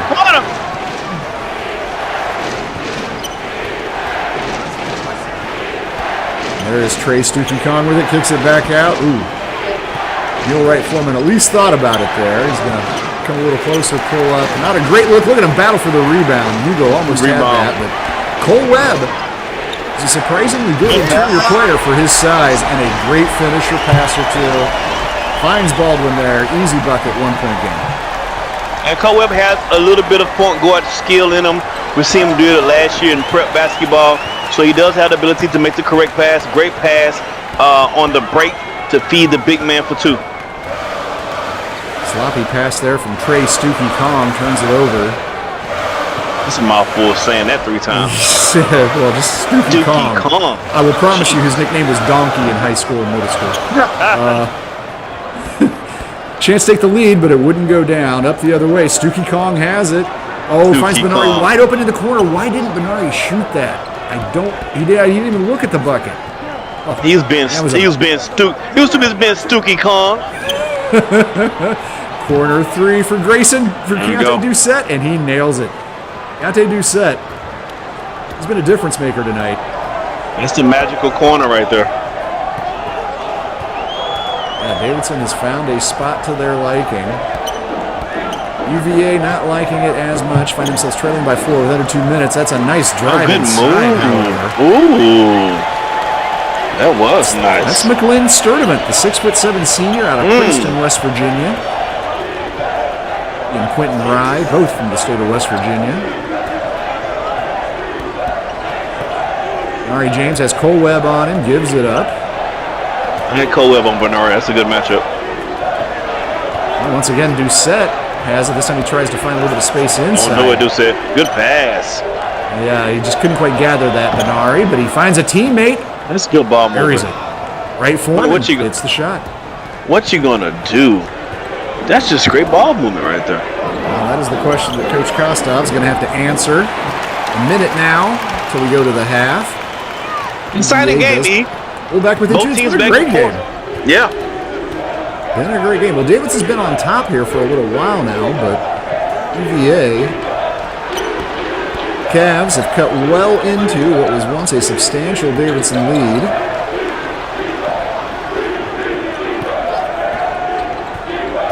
All right, Foreman comes across the curl. He finds Hugo. Sweet pass, sweet finish.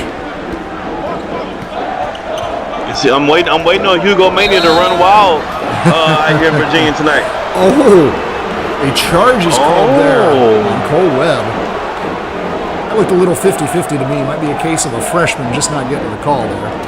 Yeah, that, and he's a foreigner. Yep, and he's a foreigner. And he's 6'4", but he plays kind of down on the blocks. He's got a lot going against him. He reminds me of a what's the guy from Florida? Played for the Rockets. Chandler. Rocket. Chandler. Oh yeah. His game reminds me of Chandler. Tough shot won't go. Final seconds here now. Virginia going to get one Chandler chance, Parsons. and it's going to be Webb from the corner, and he nails Chandler it. Parsons. Chandler Parsons like from the corner. That's the lead to 1. So Davidson retook the advantage after trailing early in this one. Never gave it up, but outside of being tied, this game is as close as it can be. Just a 1-point advantage. Get set to head into halftime here. Like you said, Mr. Blaze, it's been a really good game. This has been highly entertaining so far, and stars we expected have shined. Benari James, Johnny Baldwin, but it's also been some interesting contributions. Keontae Doucette, Graydon Durst, Quentin Rye contributing for Virginia. So the big names and the fill-in players, the bit part players, also getting it done here tonight. Absolutely. The stars are bright, and we're not even deep in the heart of Texas. Both teams are playing really, really hard. Their stars are playing really, really hard. I wish Baldwin stopped shooting the fadeaway and go and smash on somebody's head. But other than that, Benari James playing well. Parsons with the three at halftime. It's a really good game, 42-41. As you see, both teams shooting 50% from the field. 1-point lead for Davidson. Come right back. We're going to return to the action at the John Paul Jones Center in Charlottesville. Yeah, I'm married. Doesn't matter. You do that for me? Really? Yeah, I'd like that. Who are you talking to? It's Jake from State Farm. Sounds like a really good deal. Jake from State Farm at 3 in the morning? Who is this? It's Jake from State Farm. What are you wearing, Jake from State Farm? Khakis. She sounds hideous. Well, she's a guy, so. Another reason more people stay with State Farm. Get to a better state.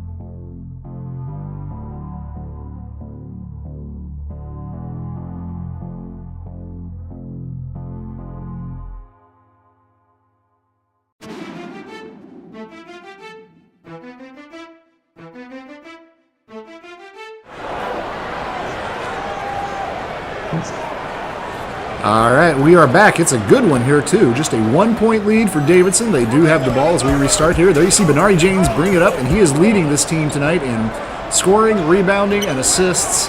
He's threatening a triple-double. And Davidson just continues to nail triples. This is the other side, too. Wright Foreman dials up another right there.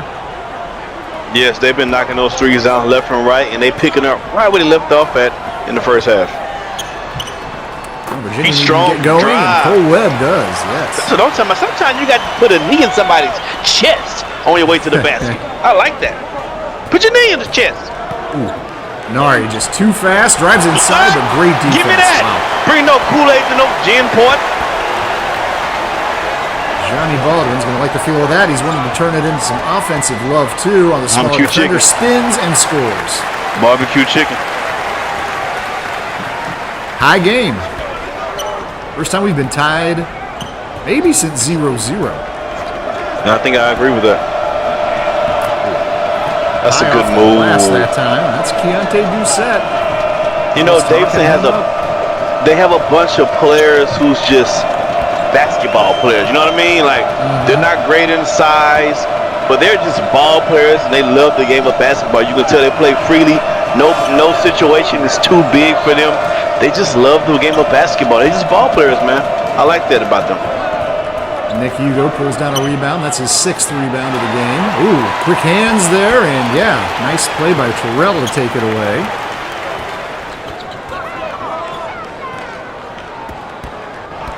Virginia still looking for their first lead since early minutes. Well, to tie it up, and look at that. Elliot Terrell. Oh, my gosh. Who by the way, Elliot Terrell. I want to phone in a top 10 nominee. Elliot Terrell was 0 for 4 before he took that shot, including a missed 3. He's on the board now. In a big way. It's easily a top 10, easily top 10 nominee right there. If I don't see that this weekend, I'm having an issue with somebody. Wrong there. The ball never touched the ground. It was still rolling off somebody's hands, and he just grabbed it and easily dunked it backwards. You can do that, E. I used to can do that on a 7-foot goal, but I used to can do it. On my little Nerf goal when I was younger, I would tear that rim up. Oh, tear that rim up. Johnny Baldwin starting to tear things up, and there is the lead again for Virginia. We've been waiting on that one, and there it is. Crowd getting a little bit more into this one. And there's another reach-in foul. Is that foul number 3 on Cole Webb? Yes, not a good foul. Is he tired? No. Usually when you foul like that, it means you're tired. Yeah, we see that block. Do it again from Baldwin, but yeah, generally good little run that Virginia's been going on here, but that is 3 on Cole Webb. To keep an eye on him. Oh, wow. That's nobody not good. Else in this game really in foul trouble. Nick Hugo has 2 for Davidson. That's it. Well, it stays down here on this end, a little disconcerting, but shot away. Shot good. That jumper is pure, E. It is. That jumper by Benari James is pure grade A. No cut. No, nothing. It's pure. Nari was shooting 3 of 15 from long range coming into this one, but got it going on now. There is Cole Webb, still out there, not pulled out of the game by... I like that. The coach trusts his players to not foul again. He's trusting the freshman. Let's see if it pays out.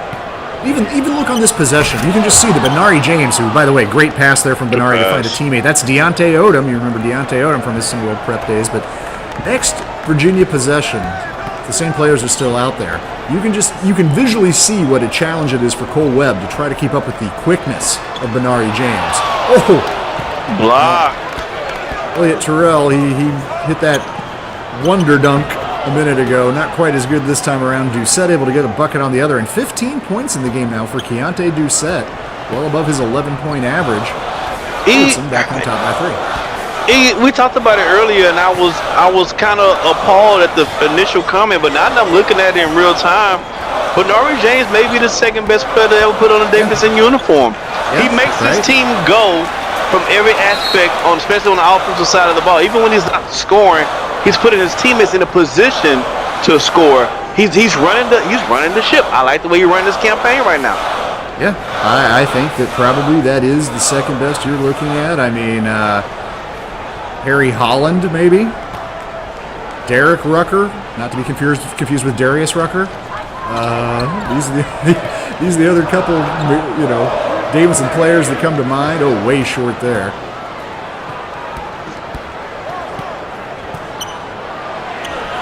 And a little turn, a little flip won't go, and Terrell has the rebound, gets it out quickly. Virginia, if you need a good offensive possession right here, and one. That should have been a foul. No foul. And speaking of fouls, talked about Cole Webb still being out on the court for Virginia, but who's not right now is Johnny Baldwin getting a rest again. You can find Johnny pretty easily if he's on the screen. See those green shoes sitting on the bench up top? Absolutely. That's how you can pick out Johnny Baldwin, folks. Oh, and look at that. Without Baldwin out there, a second chance. Terrell won't let it be a third. Blocks it, takes it away.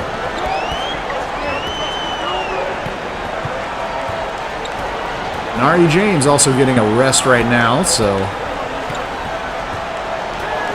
some players that don't always get to hog the spotlight out there at the moment. Let's see where the ball ends up in the hands of him. Boy, I'm impressed with Webb actually even getting that shot off without being swatted, but it won't go down. Quick jumper on the other end, rattles around, won't go home, and Terrell with another rebound.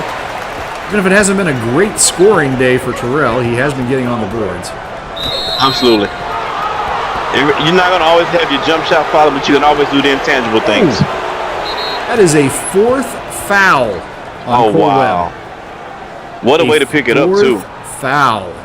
He's going to have to sit. We're going to take a quick break. Come right back. 1 point lead for Davidson.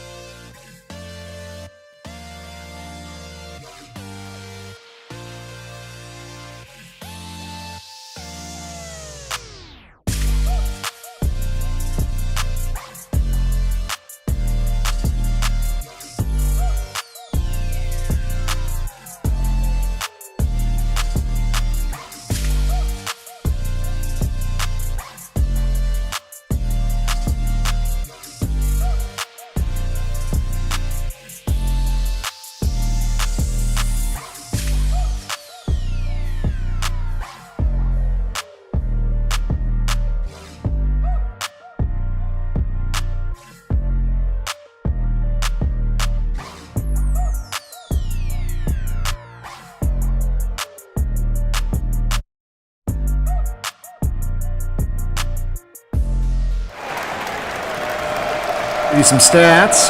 Benari James, he's on a double-double. He's got 15 points and 10 assists for Benari. Johnny Baldwin, 17 points, 8 boards. Maybe the other stat we got to look at right now is Cole Webb, 4 fouls. See when Virginia, Coach Kostov brings him back in the game. It does? Wait, Webb's still on the court? Oh, no, he's not. That's what I'm saying is when are we going to see him again? No. Oh, yeah, not until he's gone to November.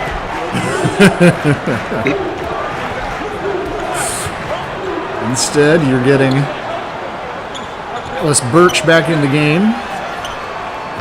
He feeds inside, but the bucket will not go that time for Quentin Rye.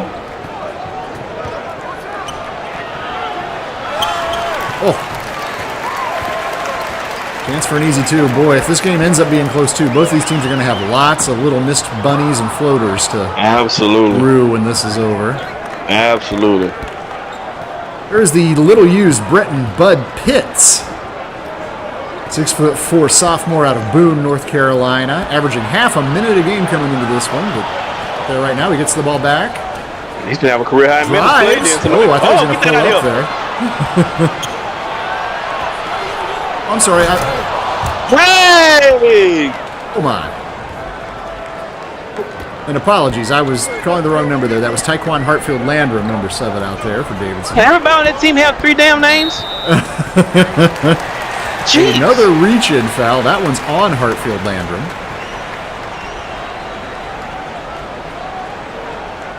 Hartfield Landrum's a 6'3" freshman. He's one of these 4 freshmen. We talked about Nick Hugo, Bernard James plenty, but Taekwon Hartfield Landrum and Yanni Brasher both adding to Davidson's recruiting haul as well. All I'm seeing is a bunch of loose mothers out here.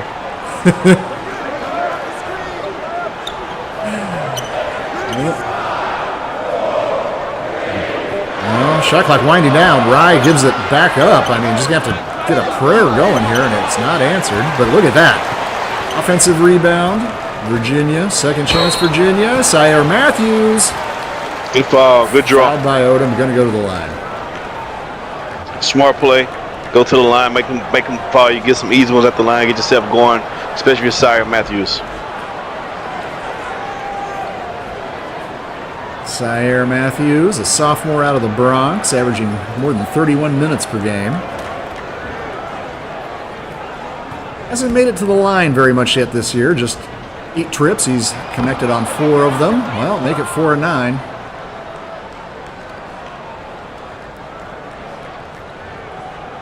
Judah Reddick coming into the game for Davidson, number 14. 6'2" sophomore guard. I like that we're seeing guys that don't get a lot of run getting a little bit more action here. Some bad free throw shooting tonight, that's for sure. Yeah, we were seeing that. Benari's missed a couple more missed right there. Here's a corner foul. 3, and that splashes through for Hartfield Landrum. Good outside shooter, Hartfield Landrum. There, Davidson's got more than a few on this squad, and they lead by 6. Yeah, and that's the reason why they have this lead. They've been really good from the land of 3 tonight. Johnny Baldwin still catching his breath right now. Tried to drive and score and won't go. Only 1 attempt. Hartfield Landrum quickly back up the court, and it's finished. Wow, by Trey Stookie Kong. Strong finish. Stookie Kong, nice finish right there. Virginia needs a bucket, and they get one. Atlas Birch puts it home. Birch averaging just 4.5 points per game, but he's been an important part of keeping UVA around in this one. Absolutely. They've needed all the points that they can get from all the players that's giving it to them tonight. 8 points tonight from Birch. Clean look, too easy, just way too easy. And Grayson Durst, that 3 in the first half. He gets a bucket here in the second half. 5 points for the junior. The lead starting to blossom. If you're Virginia, you got to get a good shot. You got to get some stops, more importantly. Yeah, this game is hardly out of reach by any measure, but no. Cole Webb on the bench, 4 fouls. Johnny Baldwin on the bench. Just got his feet kicked up. If you look at him over there, look at the body language on Johnny Baldwin. Just casually taking it in. That's the silhouette of a guy who's going to the league next season. Yeah, he might be right. He's entering the draft. He's entering his name now. Like he can go ahead and go ahead and go now and say, you know what? I'm gonna put my head in hat. I'm going to the draft. He's back off the bench and into the ball game. Johnny Baldwin, without his running mate Cole Webb out there, maybe. Let me see you do something. Well, he can draw a foul. Both teams have been playing it tight. I mean, it's not a shock that we're seeing guys go to the line here and for sure foul trouble. Yeah, I have Baldwin that's more like an Amari Stoudemire type of player. Very explosive off the block. He can put anybody in the basket. Speed kills, and he has a lot of good speed for a guy his size. Yes, he does. Very athletic for a 6'9", 225-pounder. He's got pretty good position here, but so does the defender, Deontay Odom. Great defense. I mean, yeah, that's the one thing that you're not going to necessarily do on Deontay Odom is out-fundamental him. He's not going to jump out of the gym. He's only listed at 6'8" to begin with, but he's just a presence around the blocks. Watch that corner shot. Positions.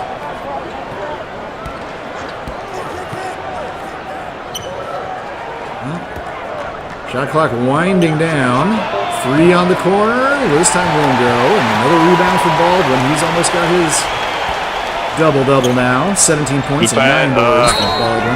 Oh, tough shot. Won't go, but Odom did foul there, and that will send Virginia back to the That's stripe. my only thing about those kind of shots, E.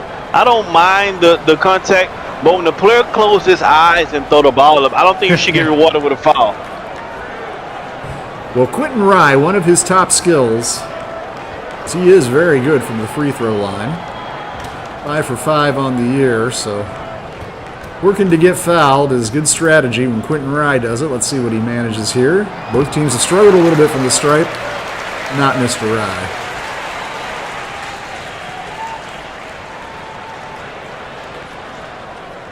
Nari James and Nick Hugo coming back into the game for Davidson. For Virginia, mass substitutions, including Cole Webb back out there with those 4 fouls. They went well back in with 9 minutes to go in the game? 9.5 minutes. Oh, this is going to be interesting. Cole Webb is an aggressive guy defensively. I don't know if he can be able to contain himself. Well, I guess we're going to find out. There's a reach in, but it's not on Webb, it's on Terrell, his first.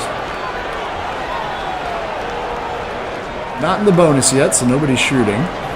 Remains Davidson ball up by 6.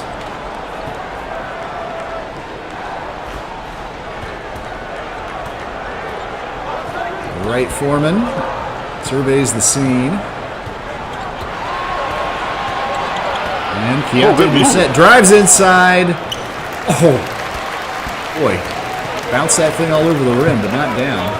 Some credit to Baldwin on the defense.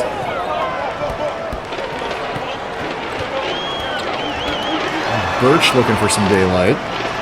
Can't find anybody. He can find his teammate, but he can't put it down. Wow. Oh, he missed the oop. Oh, and on the other end, that was a pretty move too, everything but the finish. So, really good ideas, the last 2 possessions, but no results. Yeah, it's looking like the 24-hour fitness right now, these last 2 possessions. Johnny Baldwin badly off. I mean, it's a mile. It's your local 24. It's your local 24-hour fitness right here.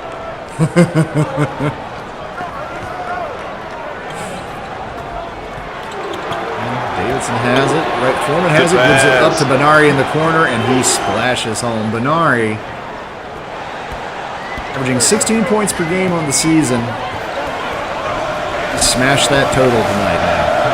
I will never understand why you would leave the number 1 player on the team alone by himself. Does he stink? Maybe does he stink? Is that why they not that no one's buying?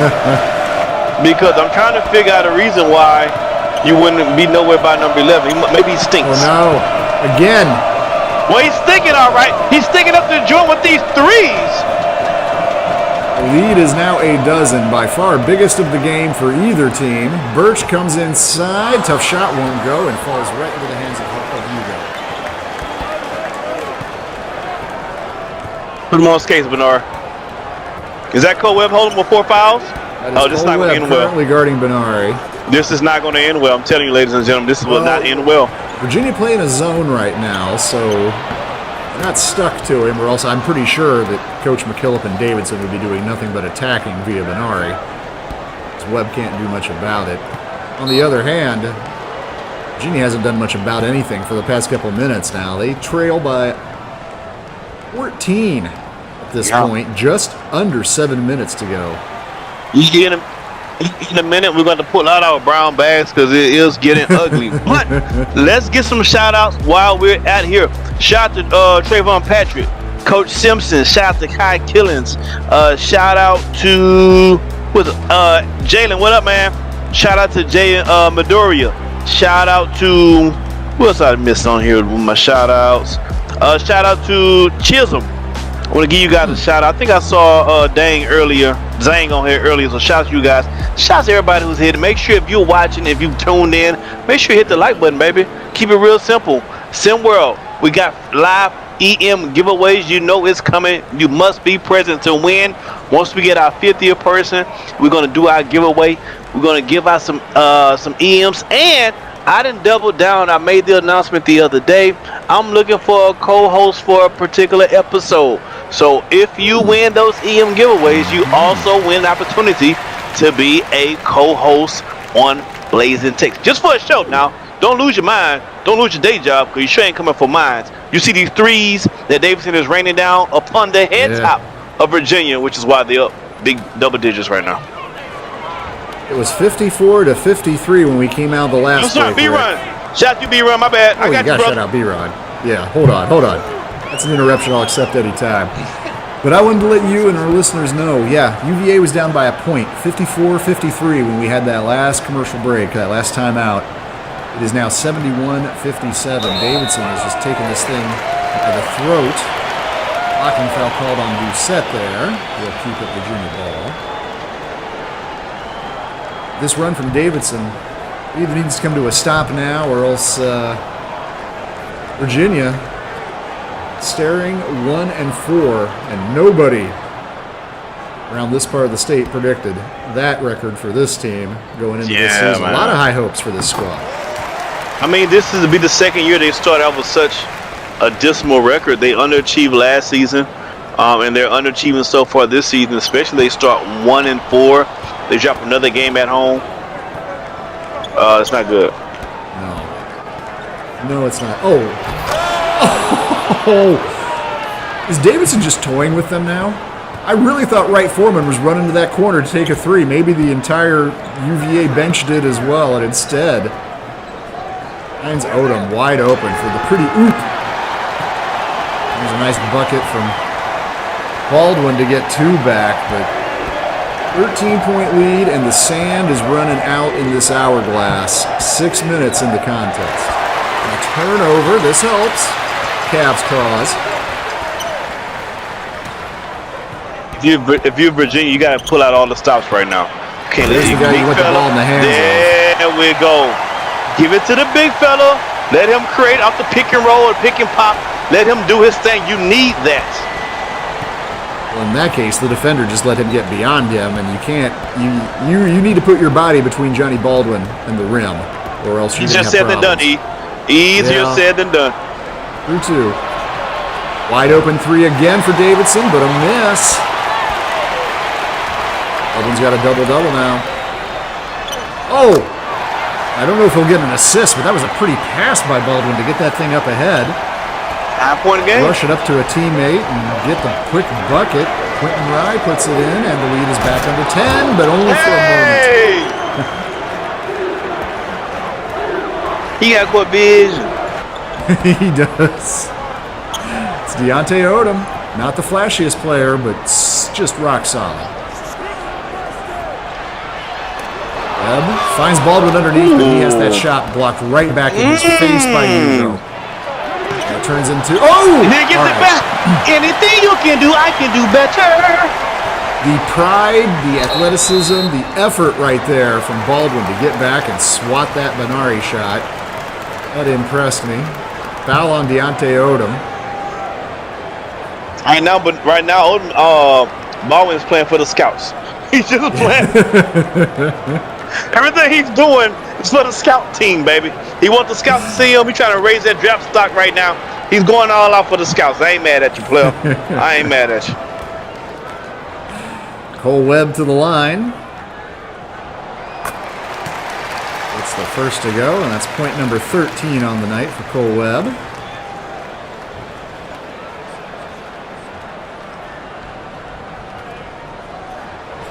Talented Australian freshman. With Showtime Basketball, his final. I'm sure Coach Jordan is watching the game as we speak somewhere, smiling at his former player. 9-point lead. Benari on the drive, shoots over two defenders, can't get it to go, but Nick Hugo. That's Nick Hugo doing what he does, always playing bigger than his listed 6'8" height. It's back on this end, but and stops Baldwin. Wow. What a sequence from Nick Hugo. Put that on your highlight tape, kid. We need to see more of it. Yeah.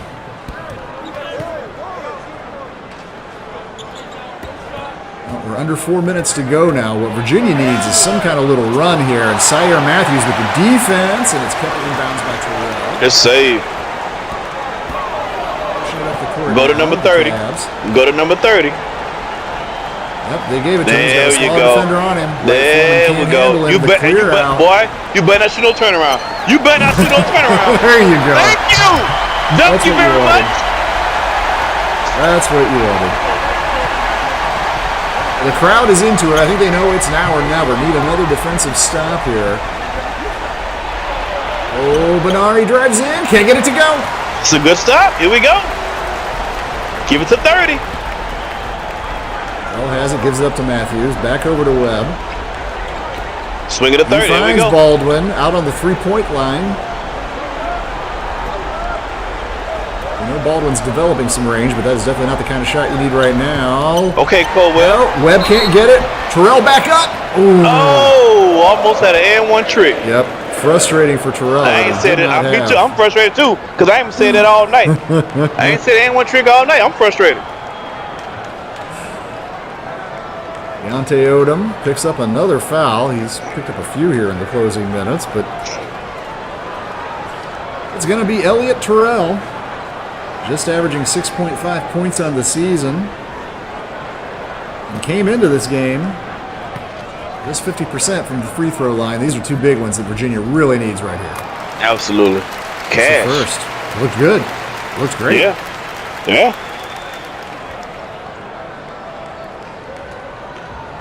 Webb going back to the bench. A bit more little offense for defense switch right there. Right, that's smart. You don't want to pick up the fifth foul. And the second free throw won't go, and Nick Hugo rips down an 11th rebound. Well, I guess that's why he's 50%. Yeah, he lived up to the billing. Yeah. Webb looking to come back in on offense now, next dead ball. Odom has it. Davidson not unhappy to run some clock down here. Yeah, no rush for Davidson. You think he wanted Benari to at least touch it once, but he did in that possession. Well, it's blocked. I've seen two blocks in one possession. I think they should give me one and give you one, E. Drive, but no score there. You gotta go to 30, man. In this moment, you gotta go to your best player. You gotta work it through him. It was Keandre Cologne out there. Keandre Cologne has not scored yet on this season. He couldn't with that shot attempt either. And still some time, 2:07, but I'm not mad at the foul. It stops the clock, but Benari James is cash from the line. He's not the guy you want to foul, though. No, he's definitely not. Came into this game shooting 75%. He's going to be 78. He's cash from the line now. Oh! Well, he might be a little bit tired. He's been using that shooting arm a lot tonight.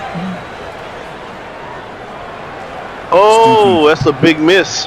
Stookie Kong re-enters the game for Davidson. A bit more defense out there for Davidson now.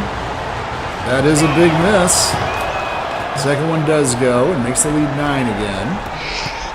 All right, Virginia, this is your chance. This is your 2-minute warning here. You gotta go. You gotta pull out all the stops. You should run through 30 for sure. Talk about it. Well, they could call a little timeout there. Rick, I kind of can't believe. I mean, it wasn't so much that Keandre Cologne missed that shot, that last possession for Virginia, as much as I'm just shocked that he's out there in crunch time. He's a junior, so he has experience, but he's played less than 1 minute per game in the opening four games. I mean, coach put him out there, but I'm shocked that he shot it. Cologne, he went rogue. That's what you call going rogue against your team. He definitely went rogue on this team. I know damn well coach didn't draw no play up at any point in time for him to shoot that ball. He went rogue, and I guarantee he won't be back out there after this timeout. 2:02 remaining. Still a full house here. John Paul Jones Arena. The home fans trying to will their team to a much-needed victory. Even the damn arena got 3 names. I'm so tired of 3 names. It does. Jesus Christ. It does. Rick, we haven't even actually gotten to the best of the 3 names on the Virginia lineup. For me, that has to be 6'2" sophomore Marquise Smoke Reeves. That's a good name, Smoke Reeves. Yeah, Smokey. Can we get Smokey in the game? We got Johnny Baldwin in the game. He made Nick Hugo look like a freshman right there. He did a lot more of that though. Maybe not. Maybe it'll still be enough. There's still time left. But Virginia changed with the defense. They full court pickup, which is good. Sire Matthews is a good defender against Benari. I like that. He got caught on the switch. Ooh. And Johnny, good deep. He got the that shot got blocked going up.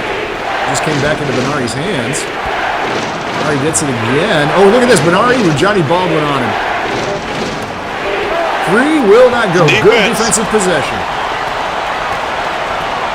Quentin Rye on the attack. The little Euro step, and he gets it to go. Deontay Odom with the foul, and he has fouled out, folks. We were worried about Cole Webb all game. Deontay Odom became a fouling menace the last minutes of this one. And UVA, with a free throw here, can cut this lead to 4. Good stop. Good and one. Good shot. Now you gotta make these free. You gotta make these free throws now, E. Quentin Rye. Well, he's a great free throw shooter. 7 for 7 on the year. And a junior.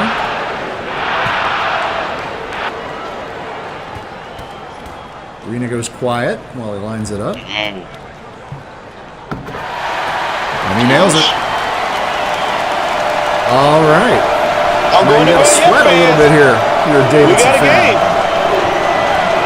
Court pressure. This easily breaks it. Benari has it. You got Sire on him. That's the match what you want. That's good defense, Sire. Sire's known for his defense. That's good defense. I like that. Sire switch from the 2-3 zone to the man. Good defensive principle by Virginia. Good switch.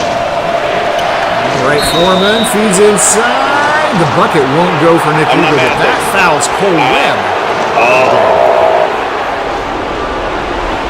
But you had to do it. If you're Cole Webb, you had to foul. You couldn't give him the layup. That's a tough way to get out. You had to foul anybody. You had to foul anybody in that position that they were at right there. Yes. Particularly, you'll take a foul on Nick Hugo, shooting just 44% from the strike coming into this game. Smart foul, just unfortunately on the wrong person. Right. Yeah.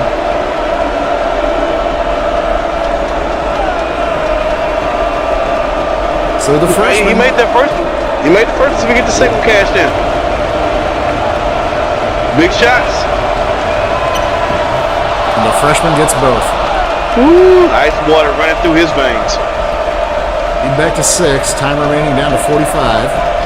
Need a quick bucket, not necessarily a 3, but a quick bucket. No. That's the guy to go get it. That's the guy to go get it. Attacking, shooting, rattles around, won't go. Terrell back up and in. Another 3-point opportunity. Look at him celebrating. Oh, you're Superman now. Okay. You better make this free throw. You better make this free throw. Well, free throw is the most important thing. I'll say Elliott Terrell has been a Superman on the boards tonight. He has ball coming out the game, E. That was his 15th rebound right there, Elliott Terrell. How's Baldwin coming out the game? Wow. I have no idea why Johnny Baldwin's coming out. Oh, my God. Did he lose a mouthpiece or something? What happened? He has one foul. He shouldn't be that tired. He is out of the game, and it's a 3-point game with 35 seconds. And with 35 seconds, the top 5 pick in the draft is not in the game. Well, let's see if he comes back in now. You don't want to foul. You don't want to foul. Well, he's missed 3 tonight. Maybe he's the person to foul. He's missed 3 free throws tonight. Uncharacteristic for Benari James. This is the biggest 2 free throws he's going to take all season right now. The entire crowd on its feet here, trying to throw the freshman off his game. That's the first. Biggest surprise to me. Okay, there he is. I was wondering if Baldwin was going to get back in the game. He is back. Here's a give a quick free throw. Okay. Both free throws go. Oh, Davidson's traded. Davidson's traded 3 for 2 past couple possessions. Yes, they have. I still don't think you don't need a desperate 3 now. You just need to get a good shot. 29.8 seconds to go. We're gonna take a quick timeout. Don't you go anywhere. We got a thrilling finish coming up. Yeah, bet. Welcome home. Mom, Dad. This is Cindy. Cindy, yes. So nice to meet both of you. Nice to meet you finally. Travis has told us so much about you. All good things, I hope. Yes, of course. Good. Please, Thank welcome. you. Oh, Mom, no. Dad, this is Shannon. Oh, hi. Shannon. And this is Aaron. Hey, cutie. That is Jessica. Jenny, Sarah, Megan, Hi. Nicole, Elizabeth. Acts. Use in moderation.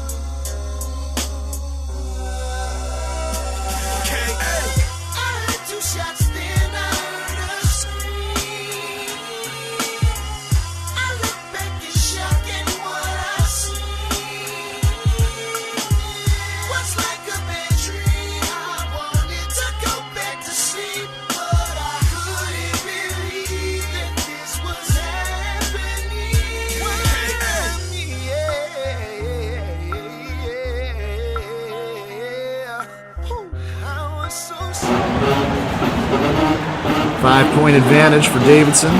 Less than half a minute to go. Rick, if Davidson does hold on here, you know, we should give our game MVP. We always do. And I think it's pretty obvious who it is tonight. Benari James, currently Absolutely. 22 points, 11 assists, just 2 turnovers, 9 rebounds. Just One getting the more job rebound done. tonight, Benari, and you have a triple-double.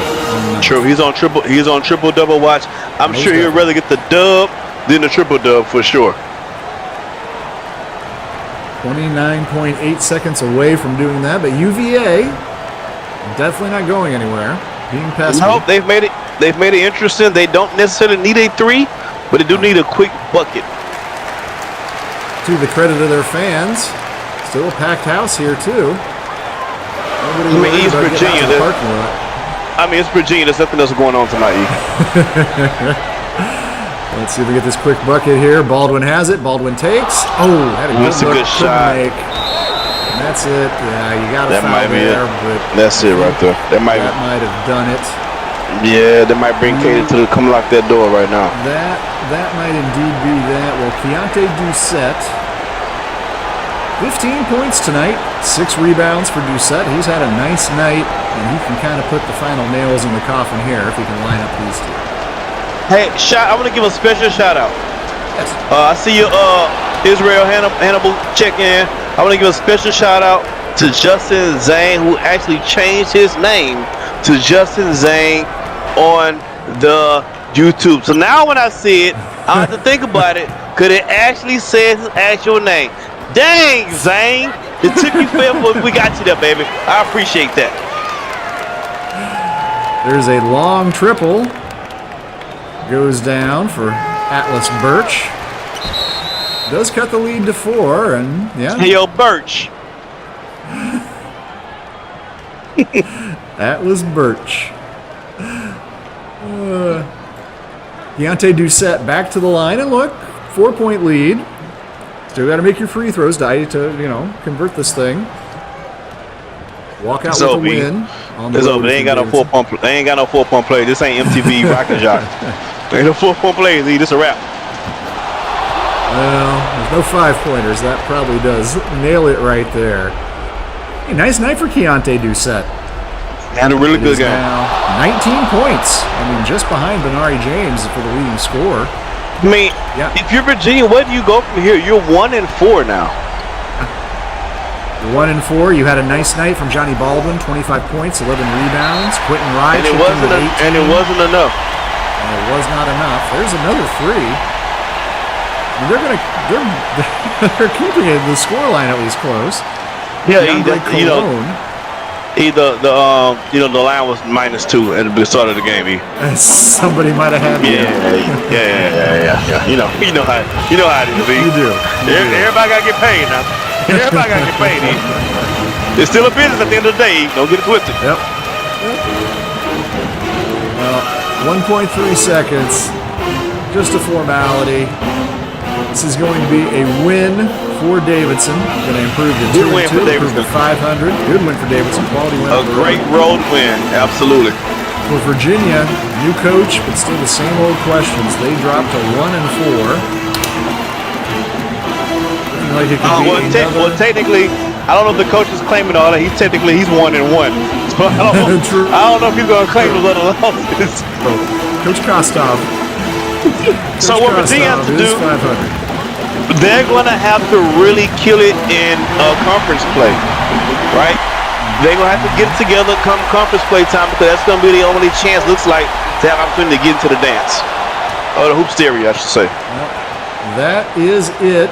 3-point win for Davidson. They celebrate on the court. Blouses. Head to the locker room, having outdone that team up north in Virginia.